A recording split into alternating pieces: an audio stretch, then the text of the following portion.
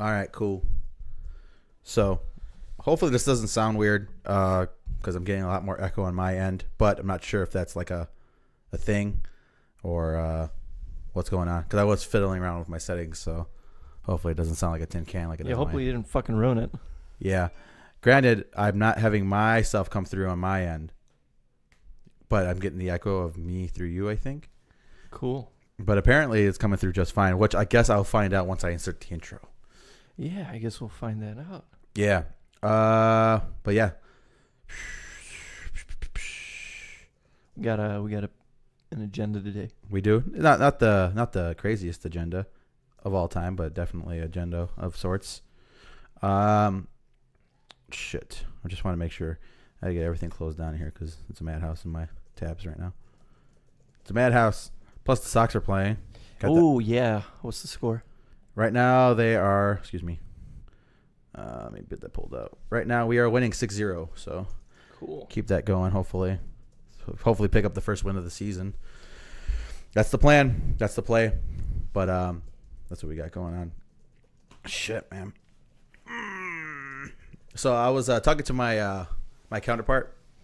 And work? Yeah, so I was telling her on Monday because I don't want to say over hours, but I was like, I was going to hit my 40 before I hit my 8th hour that day. Mm-hmm. So I told her, I'm like, you know what? I'm like, after my 6.5, I'm going to go home. Right. And she's like, well, why? And I'm like, I don't know. Felt like it. And then I'm like, plus my wife is off. She's like, see, you have an agenda. I told her this. And I don't know how philosophical it is, but I'm like, everybody has an agenda. I'm like, but if somebody just doesn't want to tell you what theirs is, it involves fucking you over. And I thought that was pretty good. Yeah, I think there's a bit of truth to that, but maybe you just don't want the other guy to know what you're doing. You know? There's that, definitely. But yeah.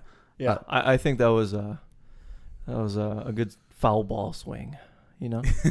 Like there was some force to that and maybe some truth, but yeah, the follow up was kind of rough. Yeah, I guess it takes a little bit more thought.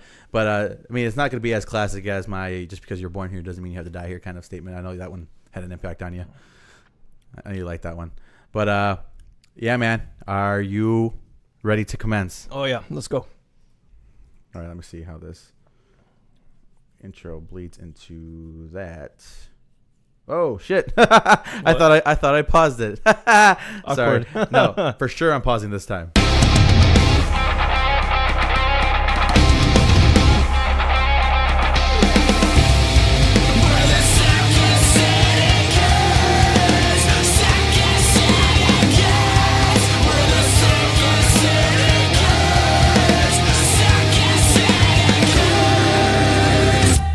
Just so you know, Gabe, I have us recording during the intro so I can naturally lead into the... I got you. All right. I see how that works now.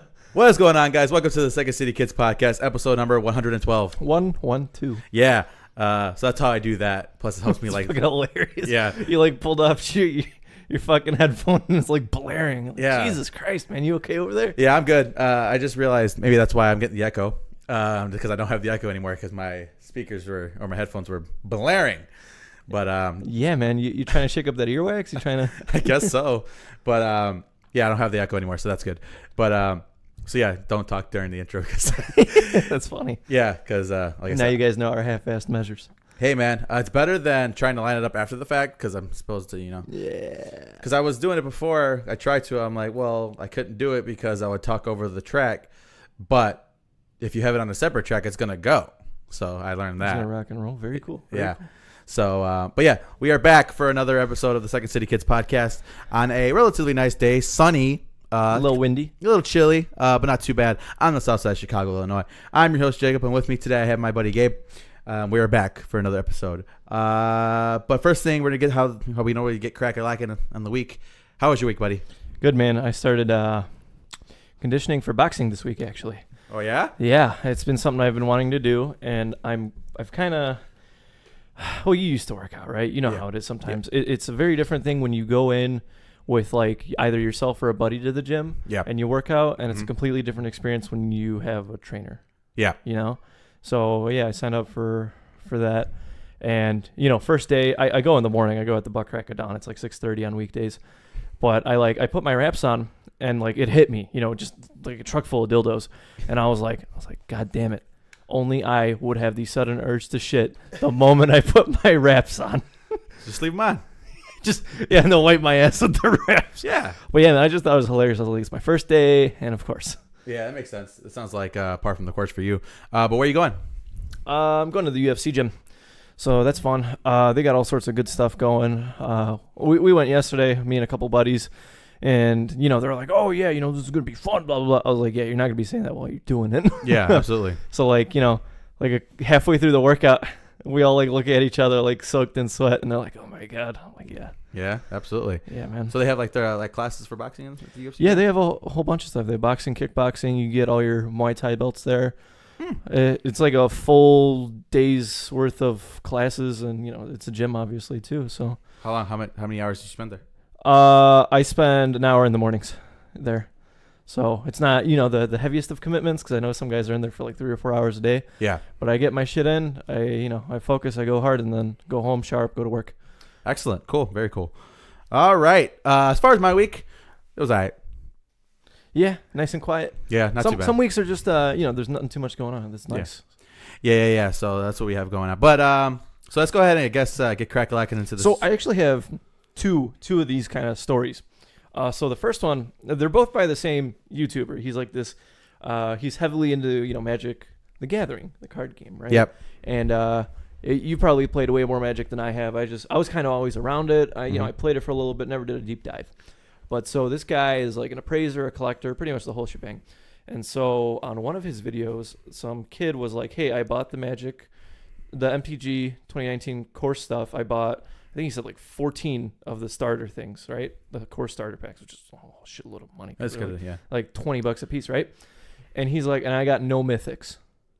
Oh my God. So he thinks that these things were resealed. Like they were, like the shop like went through them, scavenged, and resealed them, right? So he sent them in to this guy, this Randy guy.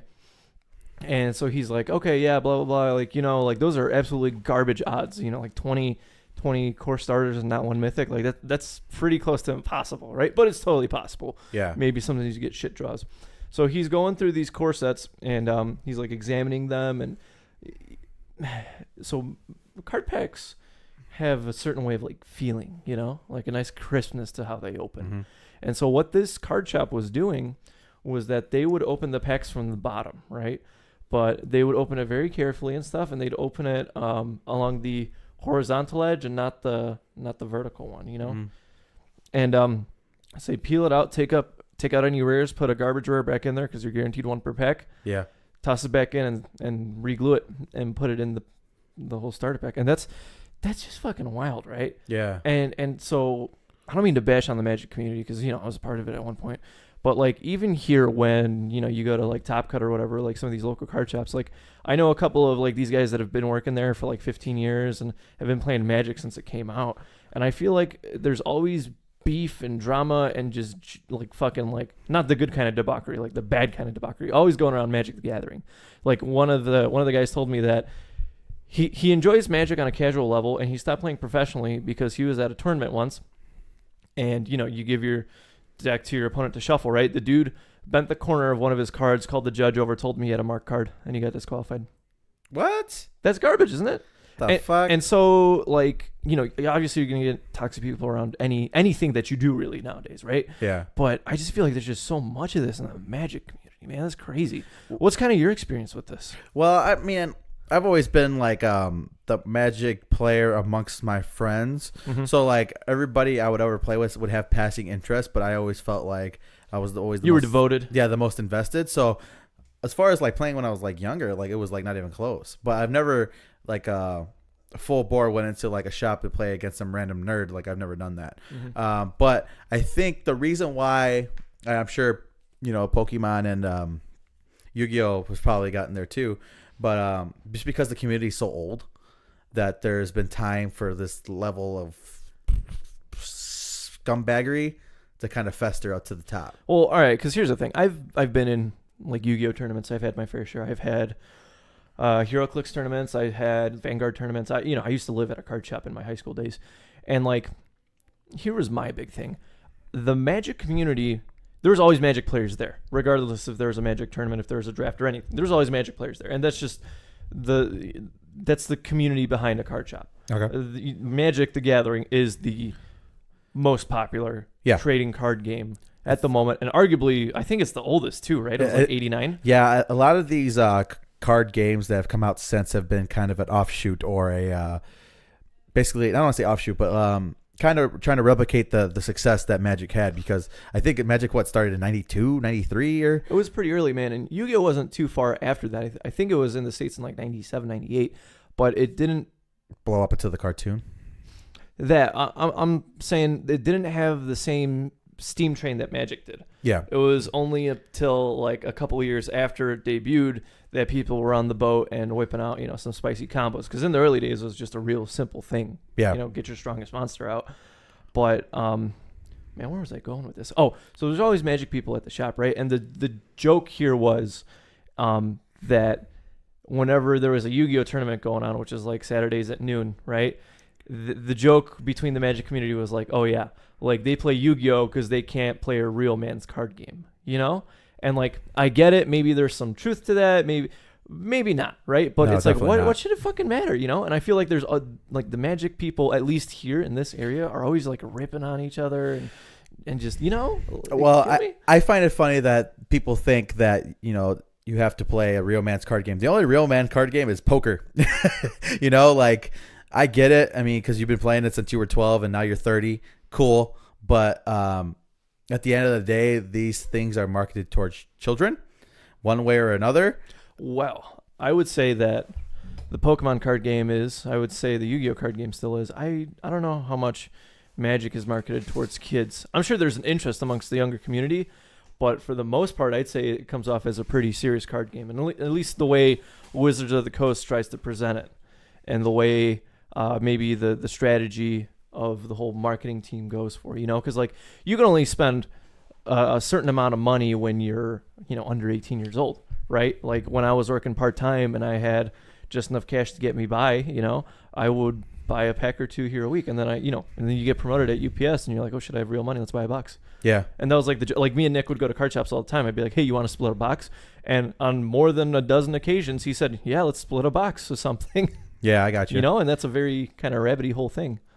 I mean, I don't know, man, because I think I said there's a certain level of like elitism that comes along with it because they're the first or the biggest or whatever. But I don't know, man. I mean, as far as other card games, I feel like, I was a Yu-Gi-Oh player when it was popular, but after it kind of fell off, I kind of fell off with it. Pokemon, I was never really into the cards. There's very few players I know. I feel like it's more like a collecting game, Yeah, definitely. It's more about what you got and less about playing the actual game. Well, the owner of Top Cut, he's like a world-ranked Pokemon player, fun fact. Yeah. So I think that's pretty cool, but it's like all the employees joke like, yeah, we don't know how to play, and he's like world-ranked. I mean, yeah, that's fair. I think, honestly, like I said, I probably maybe played one real Pokemon card game in my whole entire life. I think it was more of a video game, TV show kind of a vibe. Yeah, I gotcha. That I always enjoyed more of it. But like as far as Yu-Gi-Oh, it was a little bit of both. I played a fair share of Yu-Gi-Oh, but I also like collecting them. Part of the fun of it is collecting the shit. You know what I mean? Absolutely, man. Looking at the cards, hoping you get something good. Magic, as far as playing, is probably the one I have the biggest background on as far as actually physically playing. Strategies and all that good stuff. Compositions. I played a shit ton of the video game, the Magic the Gathering games. That was a fucking hoot. I had so much fun with it. But I don't really have time to invest into that type of stuff anymore.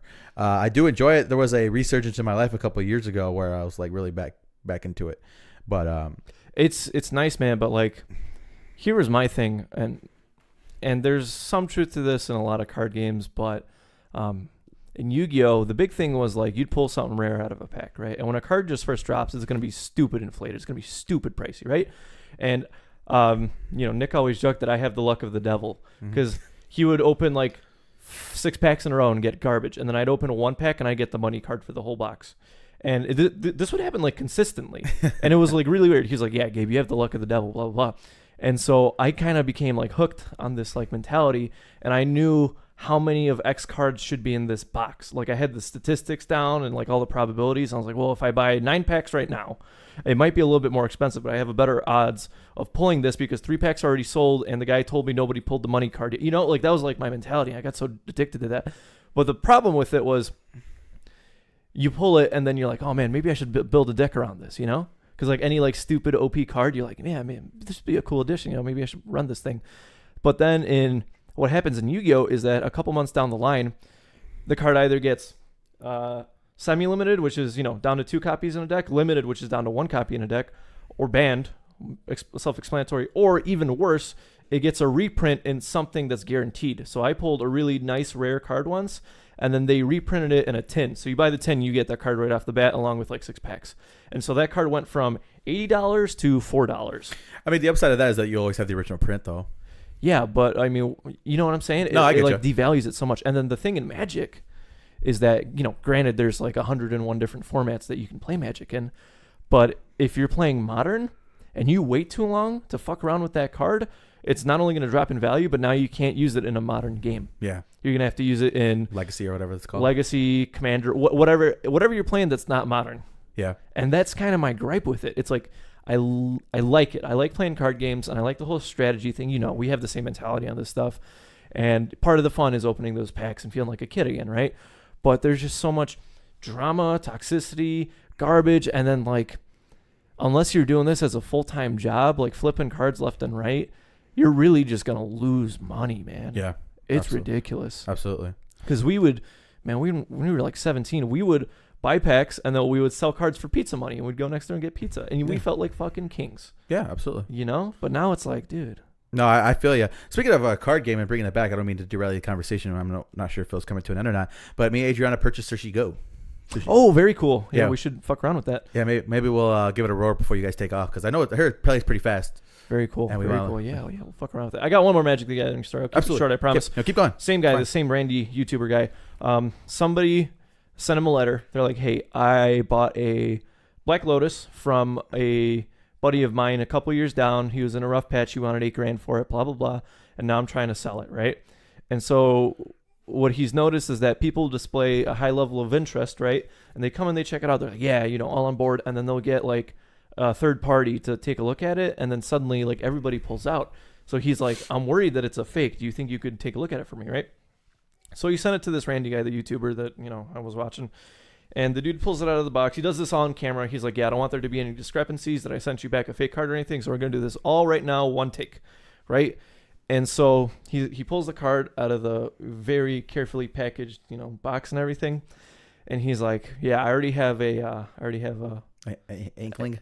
No, he knew what it was the moment he saw it, right? But he's like, well, you know, just for the sake of this video, I'm going to pull out my control variables. And he pulls out every printed version of a Black Lotus. He has an alpha, a beta, and every other like version that came printed out in it. And you know, when he said control, I thought he was going to have a list of things what to look for and maybe a copy or two of Black Lotus, right? No, this dude had every version out there. And I sent you the screenshot. I mean, there's like 8 of them on the screen. And an alpha Black Lotus goes between $200 and $250,000. Think about that, $250,000. That could pay off your house, your car, any other debt you have, and then you still have some money to fuck around with. Mm-hmm. And I showed Maddie. I was like, look at this. This screenshot right here. If we had this, yeah, we'd be off on an island somewhere bullshitting. Absolutely, yeah. And I was like, that is insane. Yeah. And I think part of the problem is that I think Yu-Gi-Oh has a hard cap. I think they understand how much they should pay for a piece of cardboard, right? Mm-hmm. I think Magic players don't have, well, granted, some of these extremists don't. You feel me? Because if you're willing to pay $500,000 worth for an Alpha Black Lotus, you either have a lot of fuck you money or you're putting Magic on top of other priorities. Well, there's that, and I don't know how to explain it. Well, as far as the Black Lotus goes, I mean, it's stupid broken first and foremost. Yeah, I told Gabe, I'm like, breaking the cardinal rule of Magic, where is that you can only play 1 mana per round. And even then, man, it's a +2 at the end of the day. Yeah, on your side, you know, that's still ridiculously good. Yeah, because normally if something allows you to bring in another land, it has to come in tapped. You're not allowed to use those resources automatically. Where this is a like, free. Yeah, you know, it's ridiculous. But there's that. But I don't know, man. I think it's because I saw I don't want to say documentary, but like a quick 15-minute video about the Black Lotus one time, and just everybody explaining like what happened and how it got so big and why it changed and all these things that maybe added value to it along the way because certain people wrote certain write-ups about it on magazines and kind of increased the value of it. I find it interesting. Is there Is there an equivalent to that in like Yu-Gi-Oh and Pokemon where it's just like an I win card? In Pokemon, there's a version of a Charizard card that has a shadow on it, and it's like a foil card, and that one's really rare too. I don't know how much that one's worth, but it's definitely not $250,000. But it's not, because obviously outside the fact that it looks cool and because those are based on like cosmetics and like generation and stuff. But I'm talking about fucking around with the actual mechanics of the game. Well, see, the thing in Yu-Gi-Oh is that if there was, I can think of one card that really fucked up the game 10 years ago, but it fucked it up so much that everybody was running that deck in the regional tournaments that year, and I think a week after that tournament they banned the card. It was the first ever ban list they had to whip out because of that card. We have a ban list because of that card. But that card isn't worth more than $20 now because you get it, and you play with your friends because you can't use it in tournaments. I don't know. I wonder how that, like I said, there was like an explanation on it. I think it's very kind of an interesting thing as far as evaluating the market on these type of cards and why Magic above all else stands head over shoulders over everybody else. It's interesting, huh? And yeah, man, I think it's something maybe worth looking into, but I just kind of threw it out there because I thought it was really interesting. Like I said, you have more of an interest in Magic, and I was always kind of, around it, but yeah, man, it's just crazy. I want to get Keyforge. That's next for me. I let Adriana do Sushi Go because it was more of her thing. Fuck. But losing? No, 6-3. Gotcha. It's gonna be a long baseball season. Yeah. So Keyforge is my next thing. I want to get it because we have Star Realms here. Maybe Ascension. Dig into that a little bit. Maybe. All that type of stuff. I enjoy the card game. I enjoy the card collecting. Right, but there's a difference between a card game board game and a card game trading card game. Yeah, absolutely. There's a massive, like thousands of dollars difference here. And everything in like the board, the deck building game is like all self-inclusive. Like everything you need is in the box. Yeah. But there are like the crazy cards, but everybody has access to those. All right. Yeah, man. So that was my little Magic chat. Let's get into these actual topics this week. Let's start off with movies and TV, man. So talk to me about the Meg. So I sat down and watched it last weekend after the podcast rolled. All right. I watched it. My wife insisted that, first off, I want to talk about a phobia or a fear that I have, a legitimate issue that I have. I don't like things, or I don't like being around things that are bigger than they're supposed to be. So, for instance, we went to the Science and Industry Museum one time, and they have an exhibit where they supposedly shrink you down to a smaller level, right? Oh, yeah. I know that one. Yeah. What the weirdest thing freaked me out? The ant? Not the ant. The oversized penny freaked me out. It's fucking hilarious. Yeah, I don't like being around things that are bigger than they're supposed to be. The spider stuff that they had in there, and like you said, the ants and stuff, freaks me the fuck out, and I don't like it. So Adriana, naturally fucking around with my phobia, she's like, well, let's watch this movie about this oversized fucking ridiculous shark, right? It was Jason Statham phoning it in the best he possibly could. So I watched it. It's a stupid fucking movie. It doesn't make any fucking sense at all. I mean, I think if you walk into it thinking you're going to get Jaws, you're out of your fucking mind. But as far as like a dumb B movie, it was fun. And there's always they followed one of the most important things that Qui-Gon Jinn ever said, and it said that there's always a bigger fish. They are like fucking around for like maybe 75% of the movie with this one megalodon that comes up and blah, blah, blah, blah, blah, blah. And then maybe they finally kill it. Oh, sweet, we made it. Look, we're going to make so much money because we discovered an ancient creature that has been sitting at the bottom of the ocean for millennia. Next thing you know, the fucking next big mamma jamma comes up and eats that one. And everybody's like, oh, fuck. You know what I mean? How cliche. Yeah. I think it's hilarious to see that a once feared creature, like a real creature, that was once so fucking terrifying has been reduced to, there's like one or two good shark movies. Yeah. And I think it's a very interesting thing to look at because Jaws is obviously up there, right? That's like the king. The hallmark, yep. Yeah, the hallmark, right? But then there's this like look at Sharknado. It is intended to be a B movie, and Absolutely. There's 5 of them now? Something like that, yeah. There's 5 of them, and they realize what they're doing, which is a whole nother subject of its own.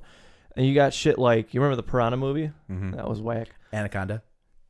Yeah, I have some kind of sentimental feelings towards Anaconda just because of how ridiculous it was, and just kind of seeing it as a kid was fucking great. Yeah, but like looking back at it now, it's completely different. But then, do you remember a movie called Deep Blue Sea? I do. With Samuel Jackson. Yeah. I like the approach that movie took because it's still a horrible fucking movie, but I like that the shark would learn. Yeah. And I thought that was a nifty little thing. Like what was that George Romero movie?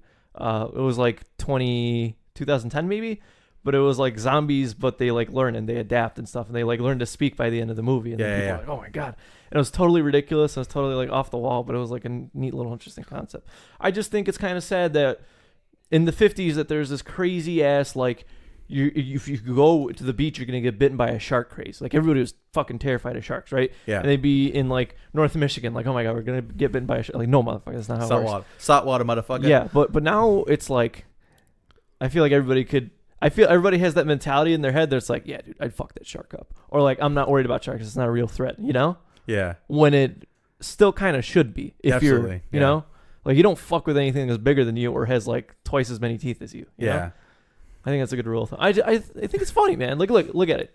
Sharks should be terrifying in every single way. Yeah. But they're not because of media and how every failed attempt after Jaws took it down another notch and another notch and another notch. I mean, I don't know, man. Steve would look awfully afraid in Jackass 3 when they went fishing with him. The best shark movie since Jaws, Jackass 3. Yeah, I mean, he kicked that thing too. I remember that. Yeah, he did. He's like, dude, I fucking kicked hit it. my fucking foot, dude. Yeah, that was funny. Fuck. But speaking of, on this shark talk and this type of thing, I don't know if I ever explained this on the podcast, and you're probably gonna roll your eyes at me because I'm a fucking moron. But I firmly believe that deep down at the very bottom of the ocean, because we haven't discovered what 90% of the ocean or something like that, that there are shit down there that can live under the pressure and with the lack of sunlight. And I'm terrified of the concept or the idea that something like that could possibly exist. Oh man, we could talk deep sea shit all day. I wanted to be a marine biologist growing up because I found like aquatic life so fucking fascinating. And I totally agree with you. There's definitely something down there. Like, you ever seen the Disney movie Atlantis: Lost Empire? Yeah. You know those leviathans? Yeah. Yeah, with the thing that fucking pops out of Mariana's Trench. Yeah. I would not doubt that. Well, granted, it wouldn't be a machine. Well, yeah. Who knows, man? Maybe. But yeah, there's definitely got to be some spooky shit down there. You ever seen a goblin shark? No. No? It's this weird, like, pointed nose shark, right? And they assume it's blind because it's pitch black down there. But how it works is when it bumps something with its big old fucking snoot, its jaw like unhinges from the inside of its head and it extends past that snout and bites down and reels you back in. Yeah, I'll show you a little fucking video of it. I'm okay. But there's a lot of spooky shit down there, man. That's what I'm saying. Like, and you know what the worst part of it? I firmly believe that an anglerfish is like the least of your worries down there. Absolutely. And those things are still pretty fucking terrifying. Yeah, man. That's my belief. That's one of the strange things that I believe. Maybe we'll go into that tomorrow or next week about what are the Truth is Stranger Than Fiction, Deep Sea Dives with Jake and Gabe. Not even just that, but like other things that I think spook you and creep you out that just don't make any sense to me. Yeah, fuck it. We'll get into it now. Fuck it. Okay, I'm a firm believer, and this is another thing that, and then you're gonna be like, oh man, you got this from the fucking History Channel, but I really don't believe that the Egyptians / Jewish people or the Mayans built the pyramids. I don't believe it. I think here's my theory on it. I think that they were built by humans. I think the time frame in which people assume they got done is grossly underestimated, because they say it was done in like 50 years or some shit like that. Yeah. I don't believe that. I think that people at that time had a sense of construction, a sense of tolerances and shit like that to build this properly in the way it was built. I just think that there's no way this thing was done in like, I think people were building it from like years and years and years past. If you told me it was done in 200 years, I think that'd be a good estimate. Well, I know that they said that the Sphinx was not built around the time that they thought, because due to the way the watermarks inside of the structure and how during the time where it was supposedly built there was no rain. Like they broke that down. I sound like Joe Rogan now, but yeah, right. We're slowly devolving, but yeah. No, I think there's a lot of interesting things. Like, what do you think is underneath all that sand? Didn't they find the Sphinx like half buried or some shit? Yeah. It's crazy, huh? There's a lot of like weird shit we haven't discovered, or maybe man, we are really devolving into Joe Rogan right now. Yeah. Some lost city kind of shit.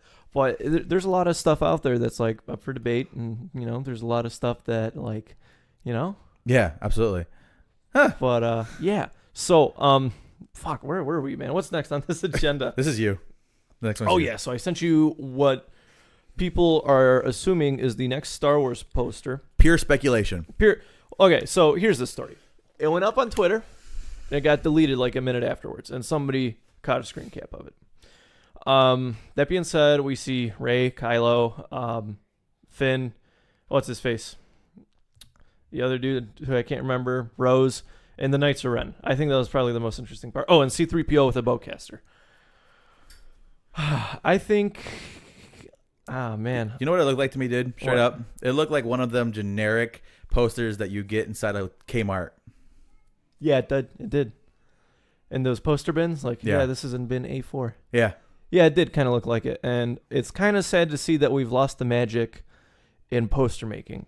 I feel like what Marvel did was they reinvented the game 10 years ago. Or maybe even 5 years ago, because the Iron Man posters were cool, right? But now you get dramatic group looking into the distance and hero looming, right? And granted, Star Wars did it a while ago. But with this whole Marvel thing, everything kind of feels like this is the staple. This is what you should have in a action movie, whether that be sci-fi, superhero, whatever the fuck it is. If it's an action movie, your poster should look like this. And it's kind of upsetting. I mean, I took issue with The Last Jedi changing up the format anyways, because the Star Wars poster is so iconic looking, and like when did they start doing like that actual format? Maybe around when the new prequels started to come out, they changed up the format of how it looked. I think it's such a high standard, or such a good mark of where to like start off with. It's such a good template. And then The Last Jedi is like, well, let's do white and red, and then we'll do a misproportioned Kylo Ren, Luke Skywalker face. And this looks like that to me. I don't particularly love any of the movie covers for the Star Wars movies. I think they're iconic, like 4, 5, 6. I think that's, like a great, right? But I think we just come to the phase where it's like, why wouldn't Disney hire Dan Mumford to do the posters now? Dan Mumford is a very talented man, and he did the. I had copies of the soundtrack for Episode 7, and he did a Kylo version, a Finn version, Captain Phasma version, and one more version. And a Rey version. There we go. He did 4 different like IMAX covers. He did the IMAX posters. There we go. Why would they just not do his shit for the actual movie poster instead of just the IMAX one? I don't know. Why would they not kind of try to branch out, Well, going back, sorry, get back to the task at hand. About that poster that you showed, it's lacking a title. That's like the thing. Yeah, that's very purposeful. Yeah. I'm not even going to acknowledge that. Yeah. Because we're going to get a title within, I'd say, like a month, 6 weeks. What my point is, if it was like an official Star Wars trailer, it would have the title. Yeah, I guess we'll see. I'm still kind of bummed out about this whole Star Wars situation, but man, we'll see. I'm just curious to see how this trilogy ends off, and if there's any way of salvaging it now. Guess we'll find out. I just thought the poster was I think the most interesting part was, like I said, the Knights of Ren, because, and I'm severely worried about that, and the whole C-3PO thing. The dude's never touched a gun in his life, right? Well, I don't know if you want to count that shit in Episode 2 where they swap heads. I don't. But, no, we don't count that. But like, are the Knights of Ren just going to be these 9 guys like the Red Imperial Guards and 8? Just get fucked up. They get fucked up in 5 minutes? Cannon fodder? Yeah, absolutely. And it's just kind of, that's what I'm concerned about. Yeah, it's interesting moving forward on how they're going to take that. Also, Kylo Ren had his mask back on. That was another thing that kind of led me to think that there was some kind of, like I said, it looks like they took maybe aspects or aspects from like the previous movies that came out and just kind of copy and paste them onto one poster. Yeah, man. And this is all kind of still up in the air right now. It's nothing official. Yeah. I guess we'll see when it comes out, and then we can dissect it. Yeah, I guess we'll see. I mean, I think we're gonna get news on that sooner rather than later. You know what I mean? I think it's got to be coming soon, right? Like it absolutely has to. Hey, man, it's in December, and we're pretty much in April right now. I'm thinking after Endgame, they're gonna drop the big bomb. Maybe have a preview. Yeah, like a little snippet. Yeah, I think that's fair. For the Endgame. But yeah, I don't know. The end of Endgame, post-trailer Endgame, and then you link the universe. No, all right. I'm going to stop ruining my shit. All right, talk to me about Captain Marvel. So, me and Adriana went last night to go see it. 10 o'clock showing. We felt like it. Went to go see it. It's interesting because have you seen some of the flack this movie has caught on the internet? By chance? You stayed away from it? I've stayed far the fuck away from it, yeah. Okay, so basically, I think there's a mistake made when it comes to the people working on the film who have worked on the film representing it as a certain thing. So I think people assumed, or because based on comments made by the cast and the makers, that this is a feminist film, right? A feminist movie. because their main character is a female. That which is makes not, sense. Yeah, Okay. well, that's not, well, apparently Brie Larson said such things, right? And you know the internet, right?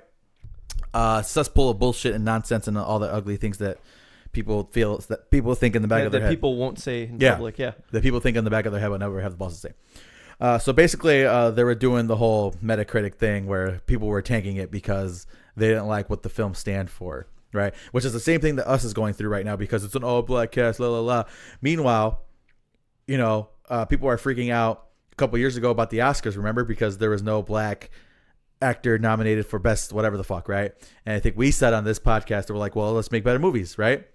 Meanwhile, Jordan Peele's doing that. He makes a movie that kicked ass with Get Out and is making another movie which apparently kicks ass, and they're upset that black actors are in it. Meanwhile, they're the same people who are saying, well, maybe we should make more black movies or something like that. Yeah, man, it's a dog chasing its own tail. Really. Absolutely. So they made a mistake by marketing it as that, as labeling it as that, because honestly, dude, as far as the feminist tones, it was not there at all. I think there's a very distinct.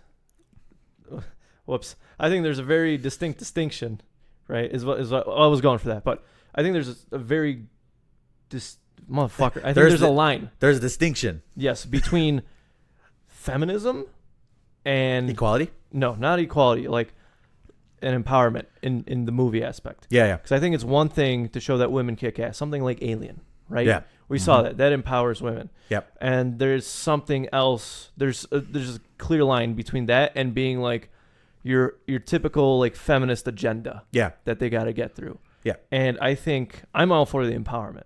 You know what I'm saying? Like don't try to separate them. Don't try to fucking, you know what I'm saying? No, I got you. If you're going to make this woman badass, make her badass. Don't make her necessarily everything that a modern feminist should be. She should be badass because she's badass, not because she fills checkbox A, B, C, and D. Well, what's funny about it is that, like I said, I didn't feel that bombardment of feminist undertones. If anything, it is an undertone, right? The same way that Wonder Woman had its undertones, but that absolutely. And that was a great movie. Yeah, it didn't stop me from fucking feeling a certain way about it. I fucking loved the Wonder Woman movie. I thought it was fucking fantastic. To this day, probably to me, the best DC film. I think that there's just like this mentality now where, and you know, this is coming from a white guy, where if it's not a white lead, that people are like, you're pushing your racial, your social agenda on us. Yeah. No, dude, it's a movie about this badass woman who is a superhero. Yeah. And to touch on that Jordan Peele thing, he tweeted about it. He's like, I didn't cast a white person because they weren't in my vision. I didn't see them as white people. Yeah. That's totally fine, dude. It's your fucking movie. Yeah. You wrote it. You directed it. Cast whoever the fuck you want. Absolutely. Get your message across. Absolutely. So that's a part of it. And also these were the same people freaking out because Finn was in fucking Star Wars and he was the lead. Like these are the type of things that exist. But anyway, get back to the film. I didn't feel the bombardment of the feminist agenda. I didn't, honestly. It was subtle. Like I said, undertones. You could definitely get what they were trying to say. They had a scene in the movie where Brie Larson was fucking throwing down, and they played "Just a Girl" by No Doubt, which I thought was kind of cool. It kind of had a Guardians of the Galaxy kind of a vibe to it, so I thought that was interesting. As far as Brie Larson, how she did, that's your girl, man. That's my girl. Sure, fuck, her charisma bleeds through the fucking screen. Even if they give her maybe less than interesting dialogue, she finds a way to make it interesting because she is so charismatic and dynamic. I love her as an actress. I think she's phenomenal. She did a great job. Nick Fury kind of had that, you know how normally he fits the kind of the, what's the fuck, like the narrator or the person who set up a scenario within the other Marvel films. This one, he was kind of like a comic relief kind of character because I love Samuel Jackson. Yeah, this is his first introduction to kind of dealing with this world that superhero bullshit. Yeah. Because Captain Marvel was the first in the timeline. Well, not really the first, but the first one outside of this world to reach us, right? So there was kind of some funny moments when it came to that. As far as the villain, it's not abundantly clear until the end, as far as like who it is. Now you got the Skrull, right? No, not the Skrull. No. So okay, spoiler alert. Because it's been out for a couple weeks at this point. If you were going to see it, you're going to see it. I'm sure Gabe was like, nah, pass. Because that's how Gabe is on these Marvel movies at this point. Which I understand. But that's another thing that people kind of freaked out about. The Skrulls weren't necessarily bad. They weren't good. They were almost acting as refugees between the Skrull and Kree War. That's like a known thing. This particular set of Skrulls in this movie maybe like the first 60% of it, the movie was making us to believe that they were the bad guy, the villain. About halfway through, this particular set of scrolls. Again, I have to make that abundantly clear.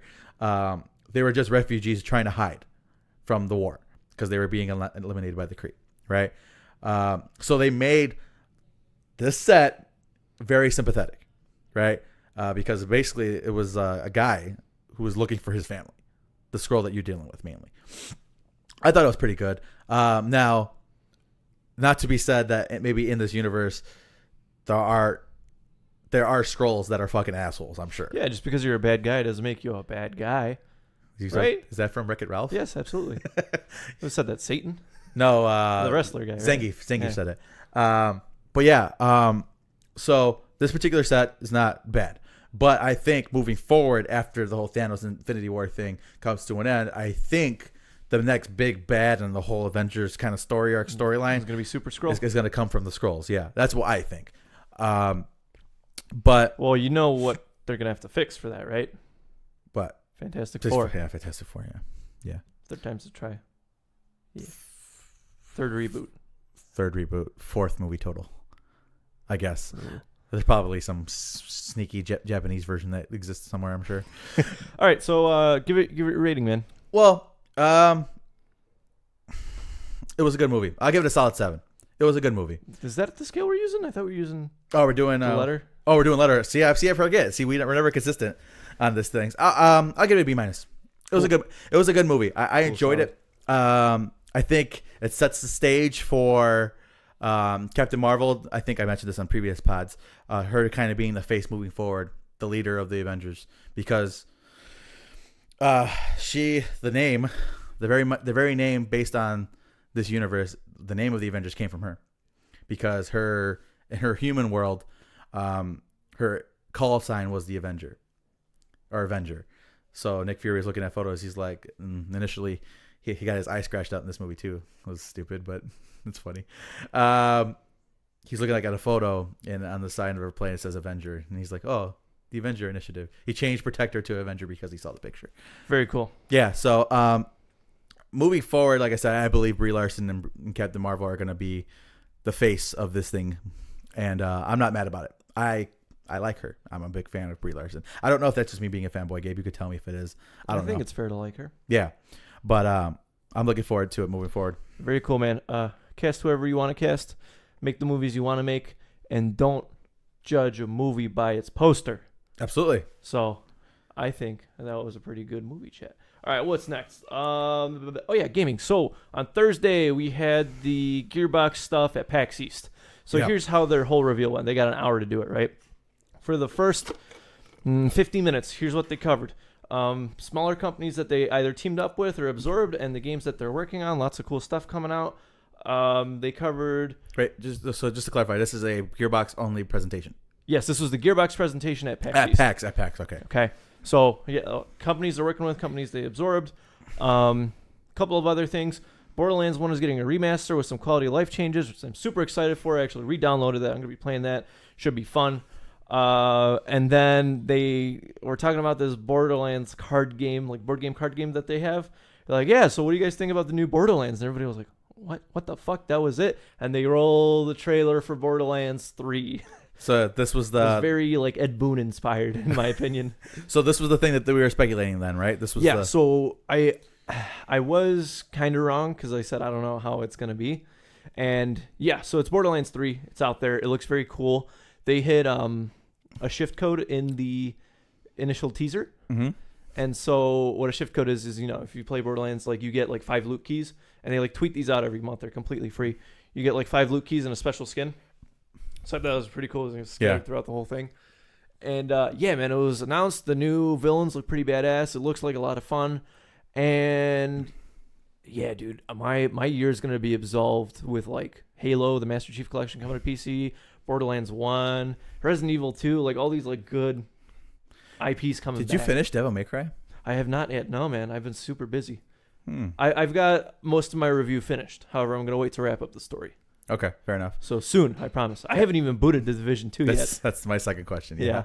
Haven't. I'd be surprised if I got around to it even this year because there's a lot of good shit. Yeesh. Yeah, we get that quality of life update for Borderlands on Wednesday. So Oh, copy that. yeah, should be good stuff. So I thought that was pretty amusing. You know any other big news?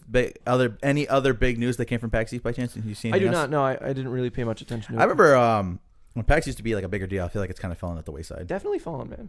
It's weird. Yeah. Because you think with like everybody kind of taking on their own thing, like the Nintendo Direct and the PlayStation Experience, they had a state of play for Sony, which was very underwhelming. People were expecting more. But as far as like games coming out, man, Days Gone's coming out in a couple weeks. Obviously, we got MK coming out. Got some new Last of Us footage. Yeah, we'll see about that. I'm thinking The game's got to be done. The game's got to be really close to done. I don't know, dude. End of the year, man. Christmas time. I don't think so. No? You know what? Do you know what I think? I think they miss out on E3 this year, obviously, because Sony's not going. There's going to be 2020 E3. They'll be like, all right, the next console's coming out next year as a final last hurrah, just like the previous. Jesus Christ, Elisana. Kind of like the previous generation where the last hurrah, final shebang of the PS3 was The Last of Us. Just the same way it's how gonna be the transitionary game where it's available on both, but it looks much better on the new one.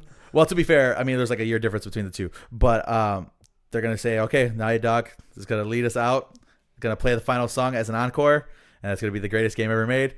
That's what I think at this point, because I think they've been too coy about this whole thing. I think they've been really quiet, and I understand that they might be trying to keep it behind wraps, which absolutely you would, but I just feel like the lack of progress or the lack of reports about progress is kind of scaring me, because I'm like, oh man, how much longer am I gonna have to fucking wait for this goddamn thing? So I don't know. Nah, man, I think they're gonna do what Ed Boon did, man. They're gonna be like, here's the trailer, drops in 3 months. Well, I can't even debunk that because it's happened to me. I got slapped in the face. Yeah, with you had the carpet pulled over you. I told you, I fucking called it with MK11. You did. I was like, it's gonna come out one day, and then Boone's gonna say, yeah, dude, 90 days, let's rock and roll. That's fucking crazy. And I think it was a little bit over 3 months, but it was still a short ass time span. 4 months. 4 months. So Yeah. not bad for me. Not bad. Yeah, so I guess we'll have to see moving forward. I don't really trust any of these developers at this point, because I told you when they dropped the Mortal Kombat news is like usually NetherRealm's the studio that I have my closest eye on, because I know that they're fucking trolly and they fucking pull the wool over my head. But I don't think that'd be a bad strategy for Sony and Naughty Dog.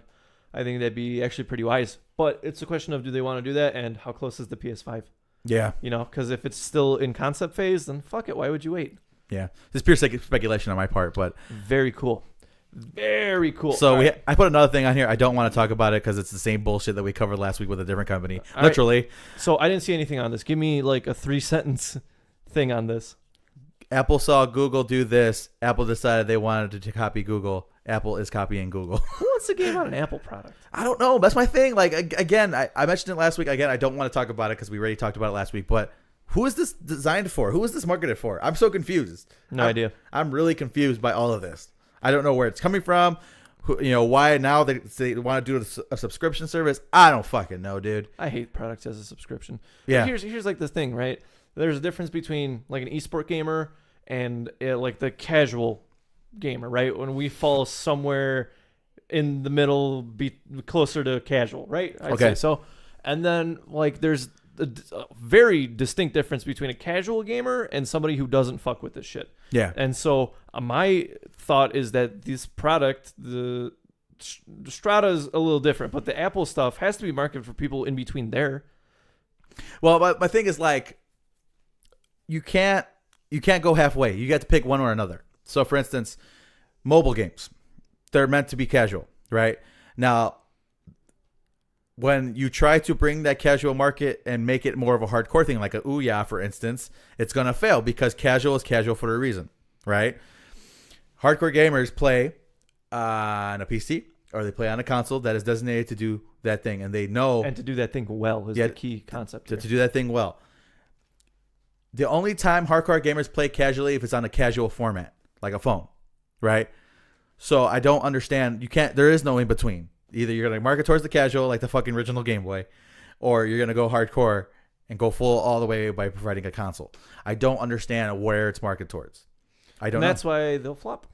Yeah, no shit. I think the Google one will have a bit more life to it because there is some pretty intriguing aspects to it. Yeah. But I think Apple, just purely based on brand and what they stand for, like, what are you going to make your own games obsolete in a couple of years? Yeah. You got to buy the 2 because you can't play 1 anymore. No, you can't. Yeah. It's we're in an interesting predicament, and I think honestly, console space, PC space, not going anywhere in the next like couple decades. Yeah. And I don't see this Apple stuff taking off. I mean the NVIDIA game stream hasn't taken off. Maybe Google will launch it to where it needs to be, but as of right now, if you're looking for casual gaming experience, you know where to go, and if you're looking to put in some work on a hardcore gaming experience, you also know where to go. Yeah, the market's so defined, and it's been like that for so long. Yeah, like don't half-ass it, right? Yeah, I don't know. It's weird, man. It's a bit interesting thing, and like I said, I don't know how much we're going to cover this type of shit moving forward, but because honestly, this is like the 3rd week in a row somebody else has announced something that they were going to do as a subscription service. Well, like I think that just proves our point. We wouldn't buy it. No. So who would? Your wife? No. No. I'm going to get her a Switch. That's my plan. Oh man, I want to switch bad. Me too. Yeah, you guys will have fun with it. It's great. Yeah. So let's talk. Last week I spoke that I have a topic for debate this, and I think you and I have the same sense of urgency. We've been there. We've worked at the same hellhole for a couple of years there, right? Yeah. And they teach you urgency and what it is, right? And so I this thought crossed my mind the other day when we were watching. I can't remember what we were watching. We were watching something. Well, have you noticed that like a lot of movies now and shows and whatever the fuck it is, any sense of media has this false sense of urgency. And I'm calling it a false sense because it's usually big, catastrophic, world in danger stuff. Okay. Right? And you see this trend. Like everything, like the world is in danger. And that really irks me because why should I give a shit? And here's my thing. Sabrina season 1, the reboot, obviously on Netflix, right? It worked well because there was this realistic sense of urgency. Because throughout the 13 episodes? Yeah, 13, because it's spooky.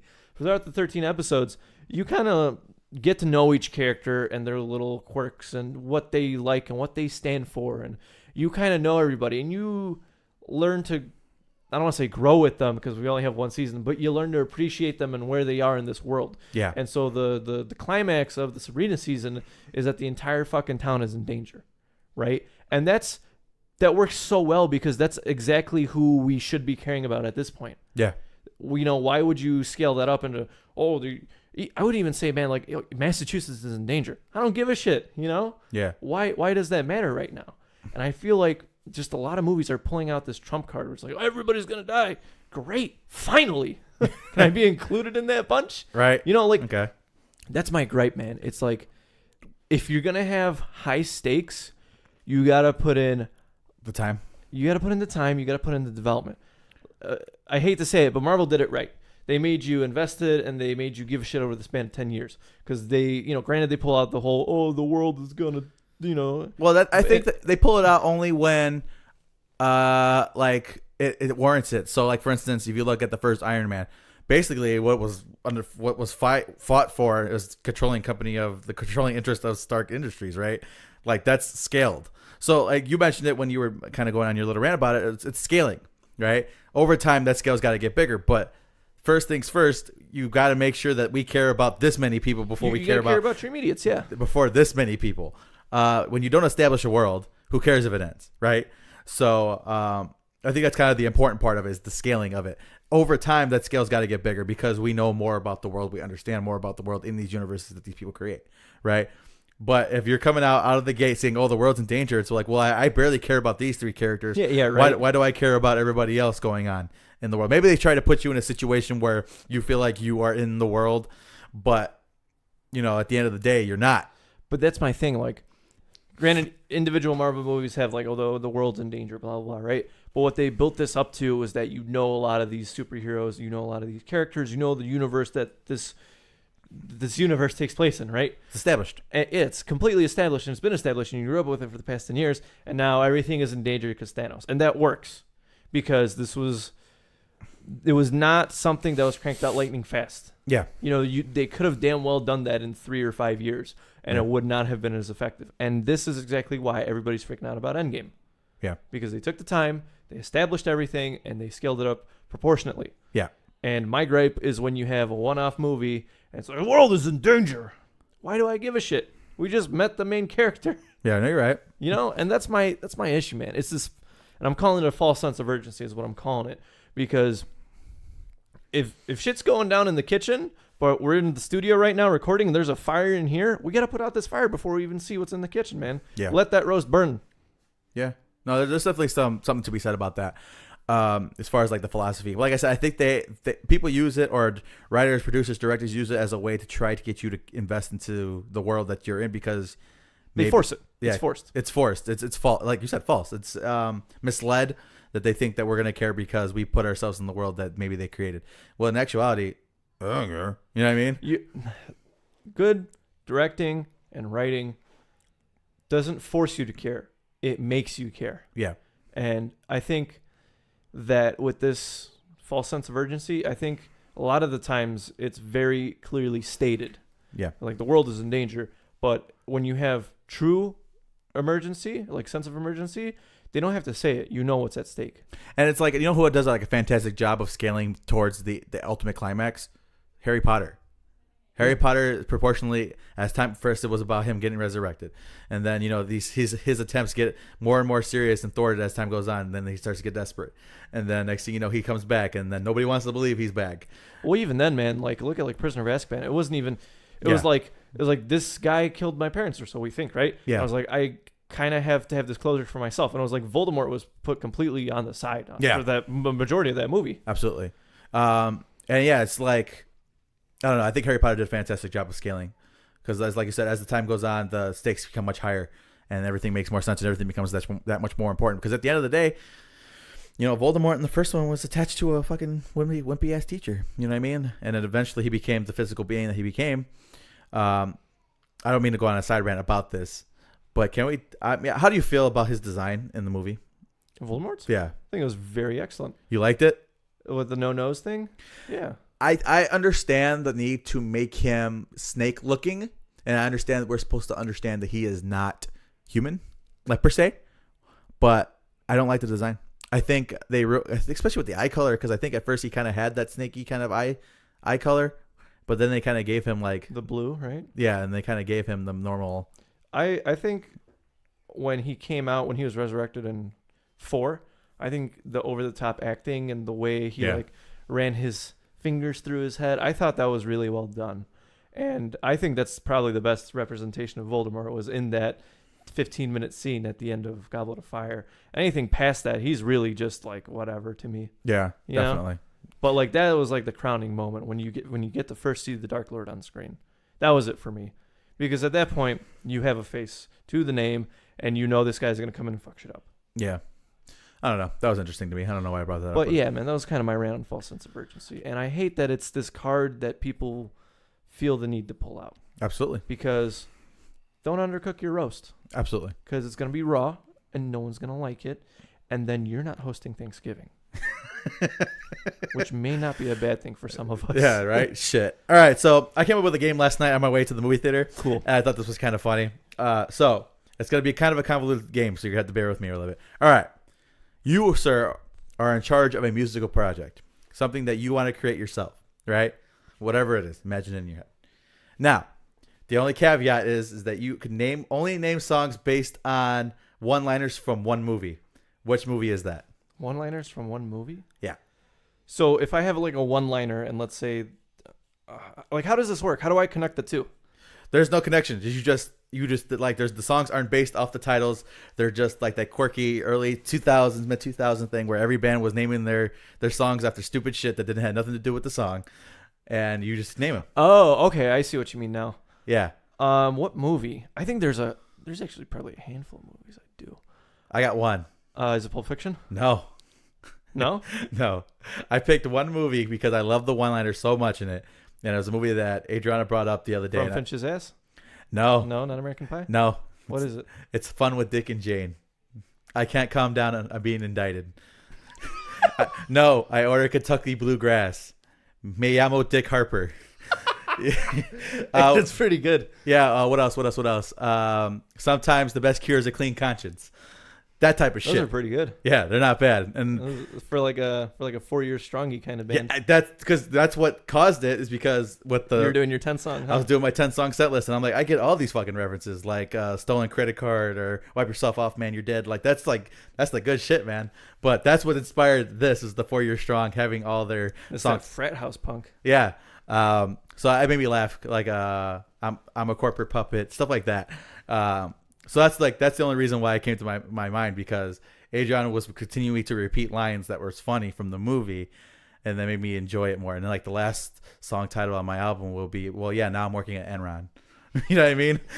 That's ridiculous. Yeah. So I feel like I'd have to sit on this, but bring it back next week then. We'll bring it back next week. I think off the top of my head, I think 10 Things I Hate About You would be a good movie. Okay. There's some, I don't want to say like hefty in the one-liners department. I think there's a lot of good things you could take out of context of the dialogue and make good song titles out of. Yeah. Any Tarantino, really. Yeah, absolutely. I think Pulp Fiction are probably the most English motherfucker. Do you speak? Definitely. This is a song about immigration. Royale with cheese, like Royale with cheese. Yeah, there's some good shit in there. Oh man, I just shot Marvin in the face. God damn it. They call him the wolf. Yeah, absolutely. There's some good shit in there. There's some quality shit in there. Yeah, fuck, man. I'm like combing through like a list of movies in my head right now. So yeah, I'll definitely bring it back next week. That's a pretty good thing. Okay, cool. It's a very cool. I don't know. This is not obviously. I don't think it's going to be a weekly game. It's just something that I thought was funny. Yeah, I'll come back to you with some heat next week. How about that? Absolutely. All right. So yeah, let's talk music news and reviews. Absolutely. What do you want to start off with? Well, let's do it order. Let's do it in order, and then we'll go back to the top with the March Madness. All right. So we've noticed this void, and not Vanna. We're not going to get into that this week. We've noticed this kind of hole in our hearts and our souls now that the true form of Warped Tour is gone. We have a decomposing shell of what it once was. Yep. Sad. And so we've seen a couple of bands, festivals, concerts, whatever you want to call it, try and fill in these gaps. Yep. So I think the two most notable ones right now so far is this Disrupt Fest, which is done by Rockstar, and kind of makes sense. I'll cover the lineup, and you can go pull up the other one because I'm sure very you cool. So this Disrupt Fest covers kind of the rock towards metal aspect of this. Yeah. And then the other one I wanted to bring up, I'm not going, but the Summer Sadness, which covers a good chunk of like the pop punk bands. Yep. That should have been at Warped this year. Absolutely. So talk to me about Disrupt. So Disrupt is it's obviously I don't think it's as long as the Warped Tour was. I think it's more of like a 16-date thing, but it hits all the major markets, which is fair. Obviously Rockstar throwing their name into the ring. I know that they were part of Uproar for a little bit as like the main sponsor, but kind of dabbled here and there as far as like their what's the word I'm looking for? Participation in this field. And I'm just gonna go ahead and give you the guys the lineup real quick. Hydro the Hero, who I have no idea who the fuck that is. Juliet Sims, don't know who that is. Megan Dia, I think I've seen before at Goose Island's Black Party thing. If this is the Megan Dia I'm thinking of, are they DJs? Yeah.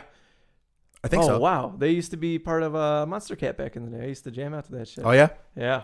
Funny how they end up on this. Yeah. Trophy Eyes, which I'm vaguely interested in, like somewhat. Memphis Mayfire, who I'll see because they're awesome. 4 Year Strong, who I'm really stoked about seeing again.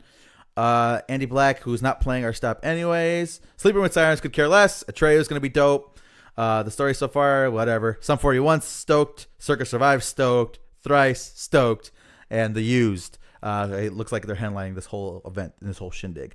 So, yeah. So I think there's good variety in there. Absolutely. And honestly, The Used, are you kidding me? That smacks. That's good. And Atreyu. Yeah. The Used and Atreyu, man. What a good fucking combination. It's a valiant effort. Absolutely. Yeah, it really is.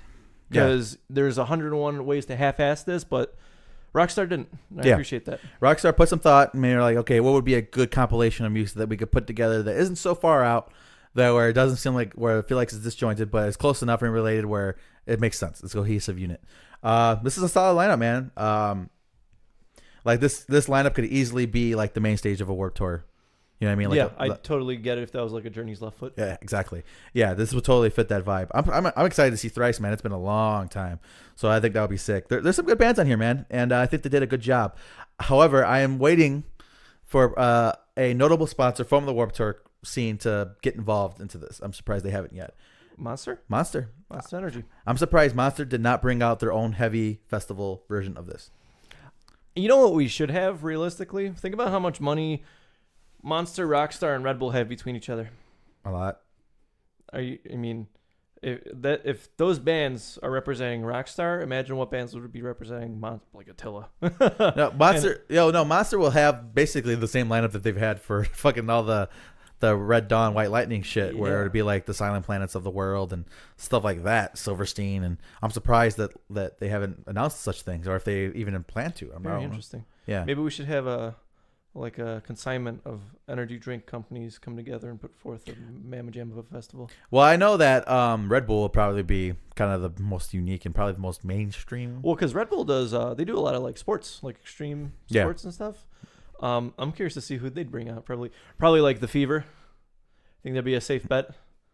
Yeah, it's not bad. Beartooth, because they're sponsored. Oh yeah, I forgot about that. But like I think more, like I said, more of the mainstream spectrum of that. I think. But I think Monster would be more like the Upon a Burning Bodies of the world and stuff like that. And Chelsea Grin and shit like that. Man, Upon a Burning Body would be sponsored by. You ever have a Venom energy drink? You ever have one of those? No. The original formula was fucking potent. I remember I had one of those when they came out. That shit fucked me up real good. And essentially, I guess they went under and Walmart bought them out, and you can get them for like $1 now. They're still really fucking good.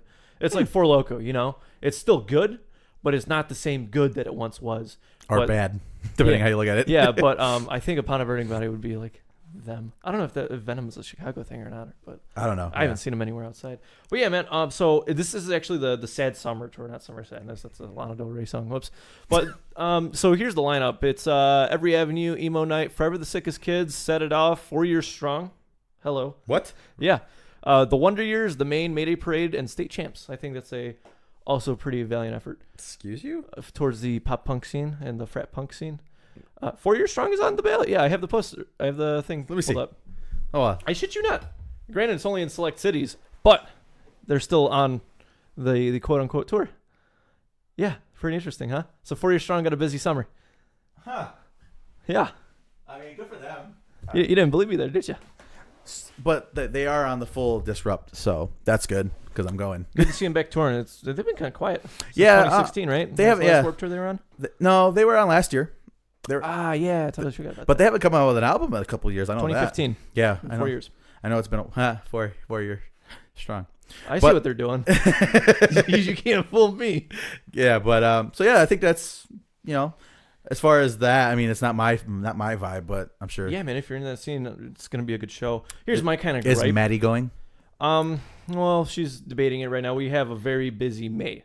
We have like something every weekend, and it's gonna be super chaotic. So we kind of gotta pick and choose. Settle your priorities. Here's my gripe, and I think both of these on their own are good concerts to go to. My gripe is that they're separate, and I feel like if you got like a whole 1 day shtick with these, like all these bands together, I think you'd have a pretty good like pseudo Warped Tour, really. Yeah. You know, and it's kind of sad. So you want these two things to combine? Is that what you're trying to say?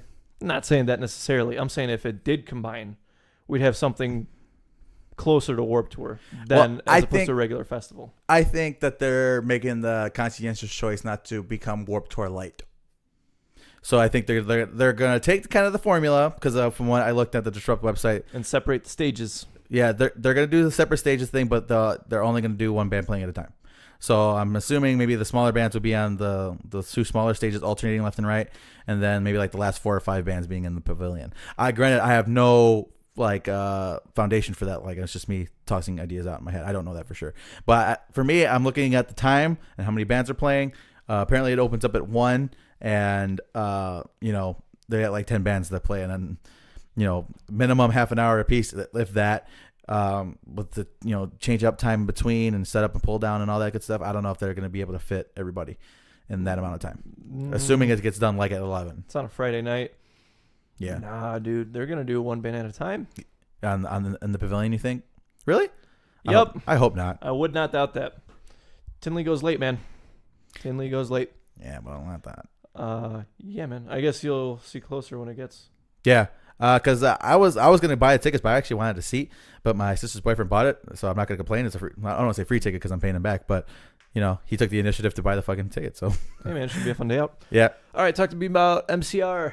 So I've been doing a little bit of research, I guess, on them recently because obviously you've probably seen it on the internet, on Twitter and stuff like that. People wanting and crying for these people to come back. They're not coming back. Stop it. This band to come back together. Now Gerard Way obviously has had success with the Umbrella Academy being on Netflix and is doing some of his own separate stuff. Yeah, doing his own writing and all that good stuff.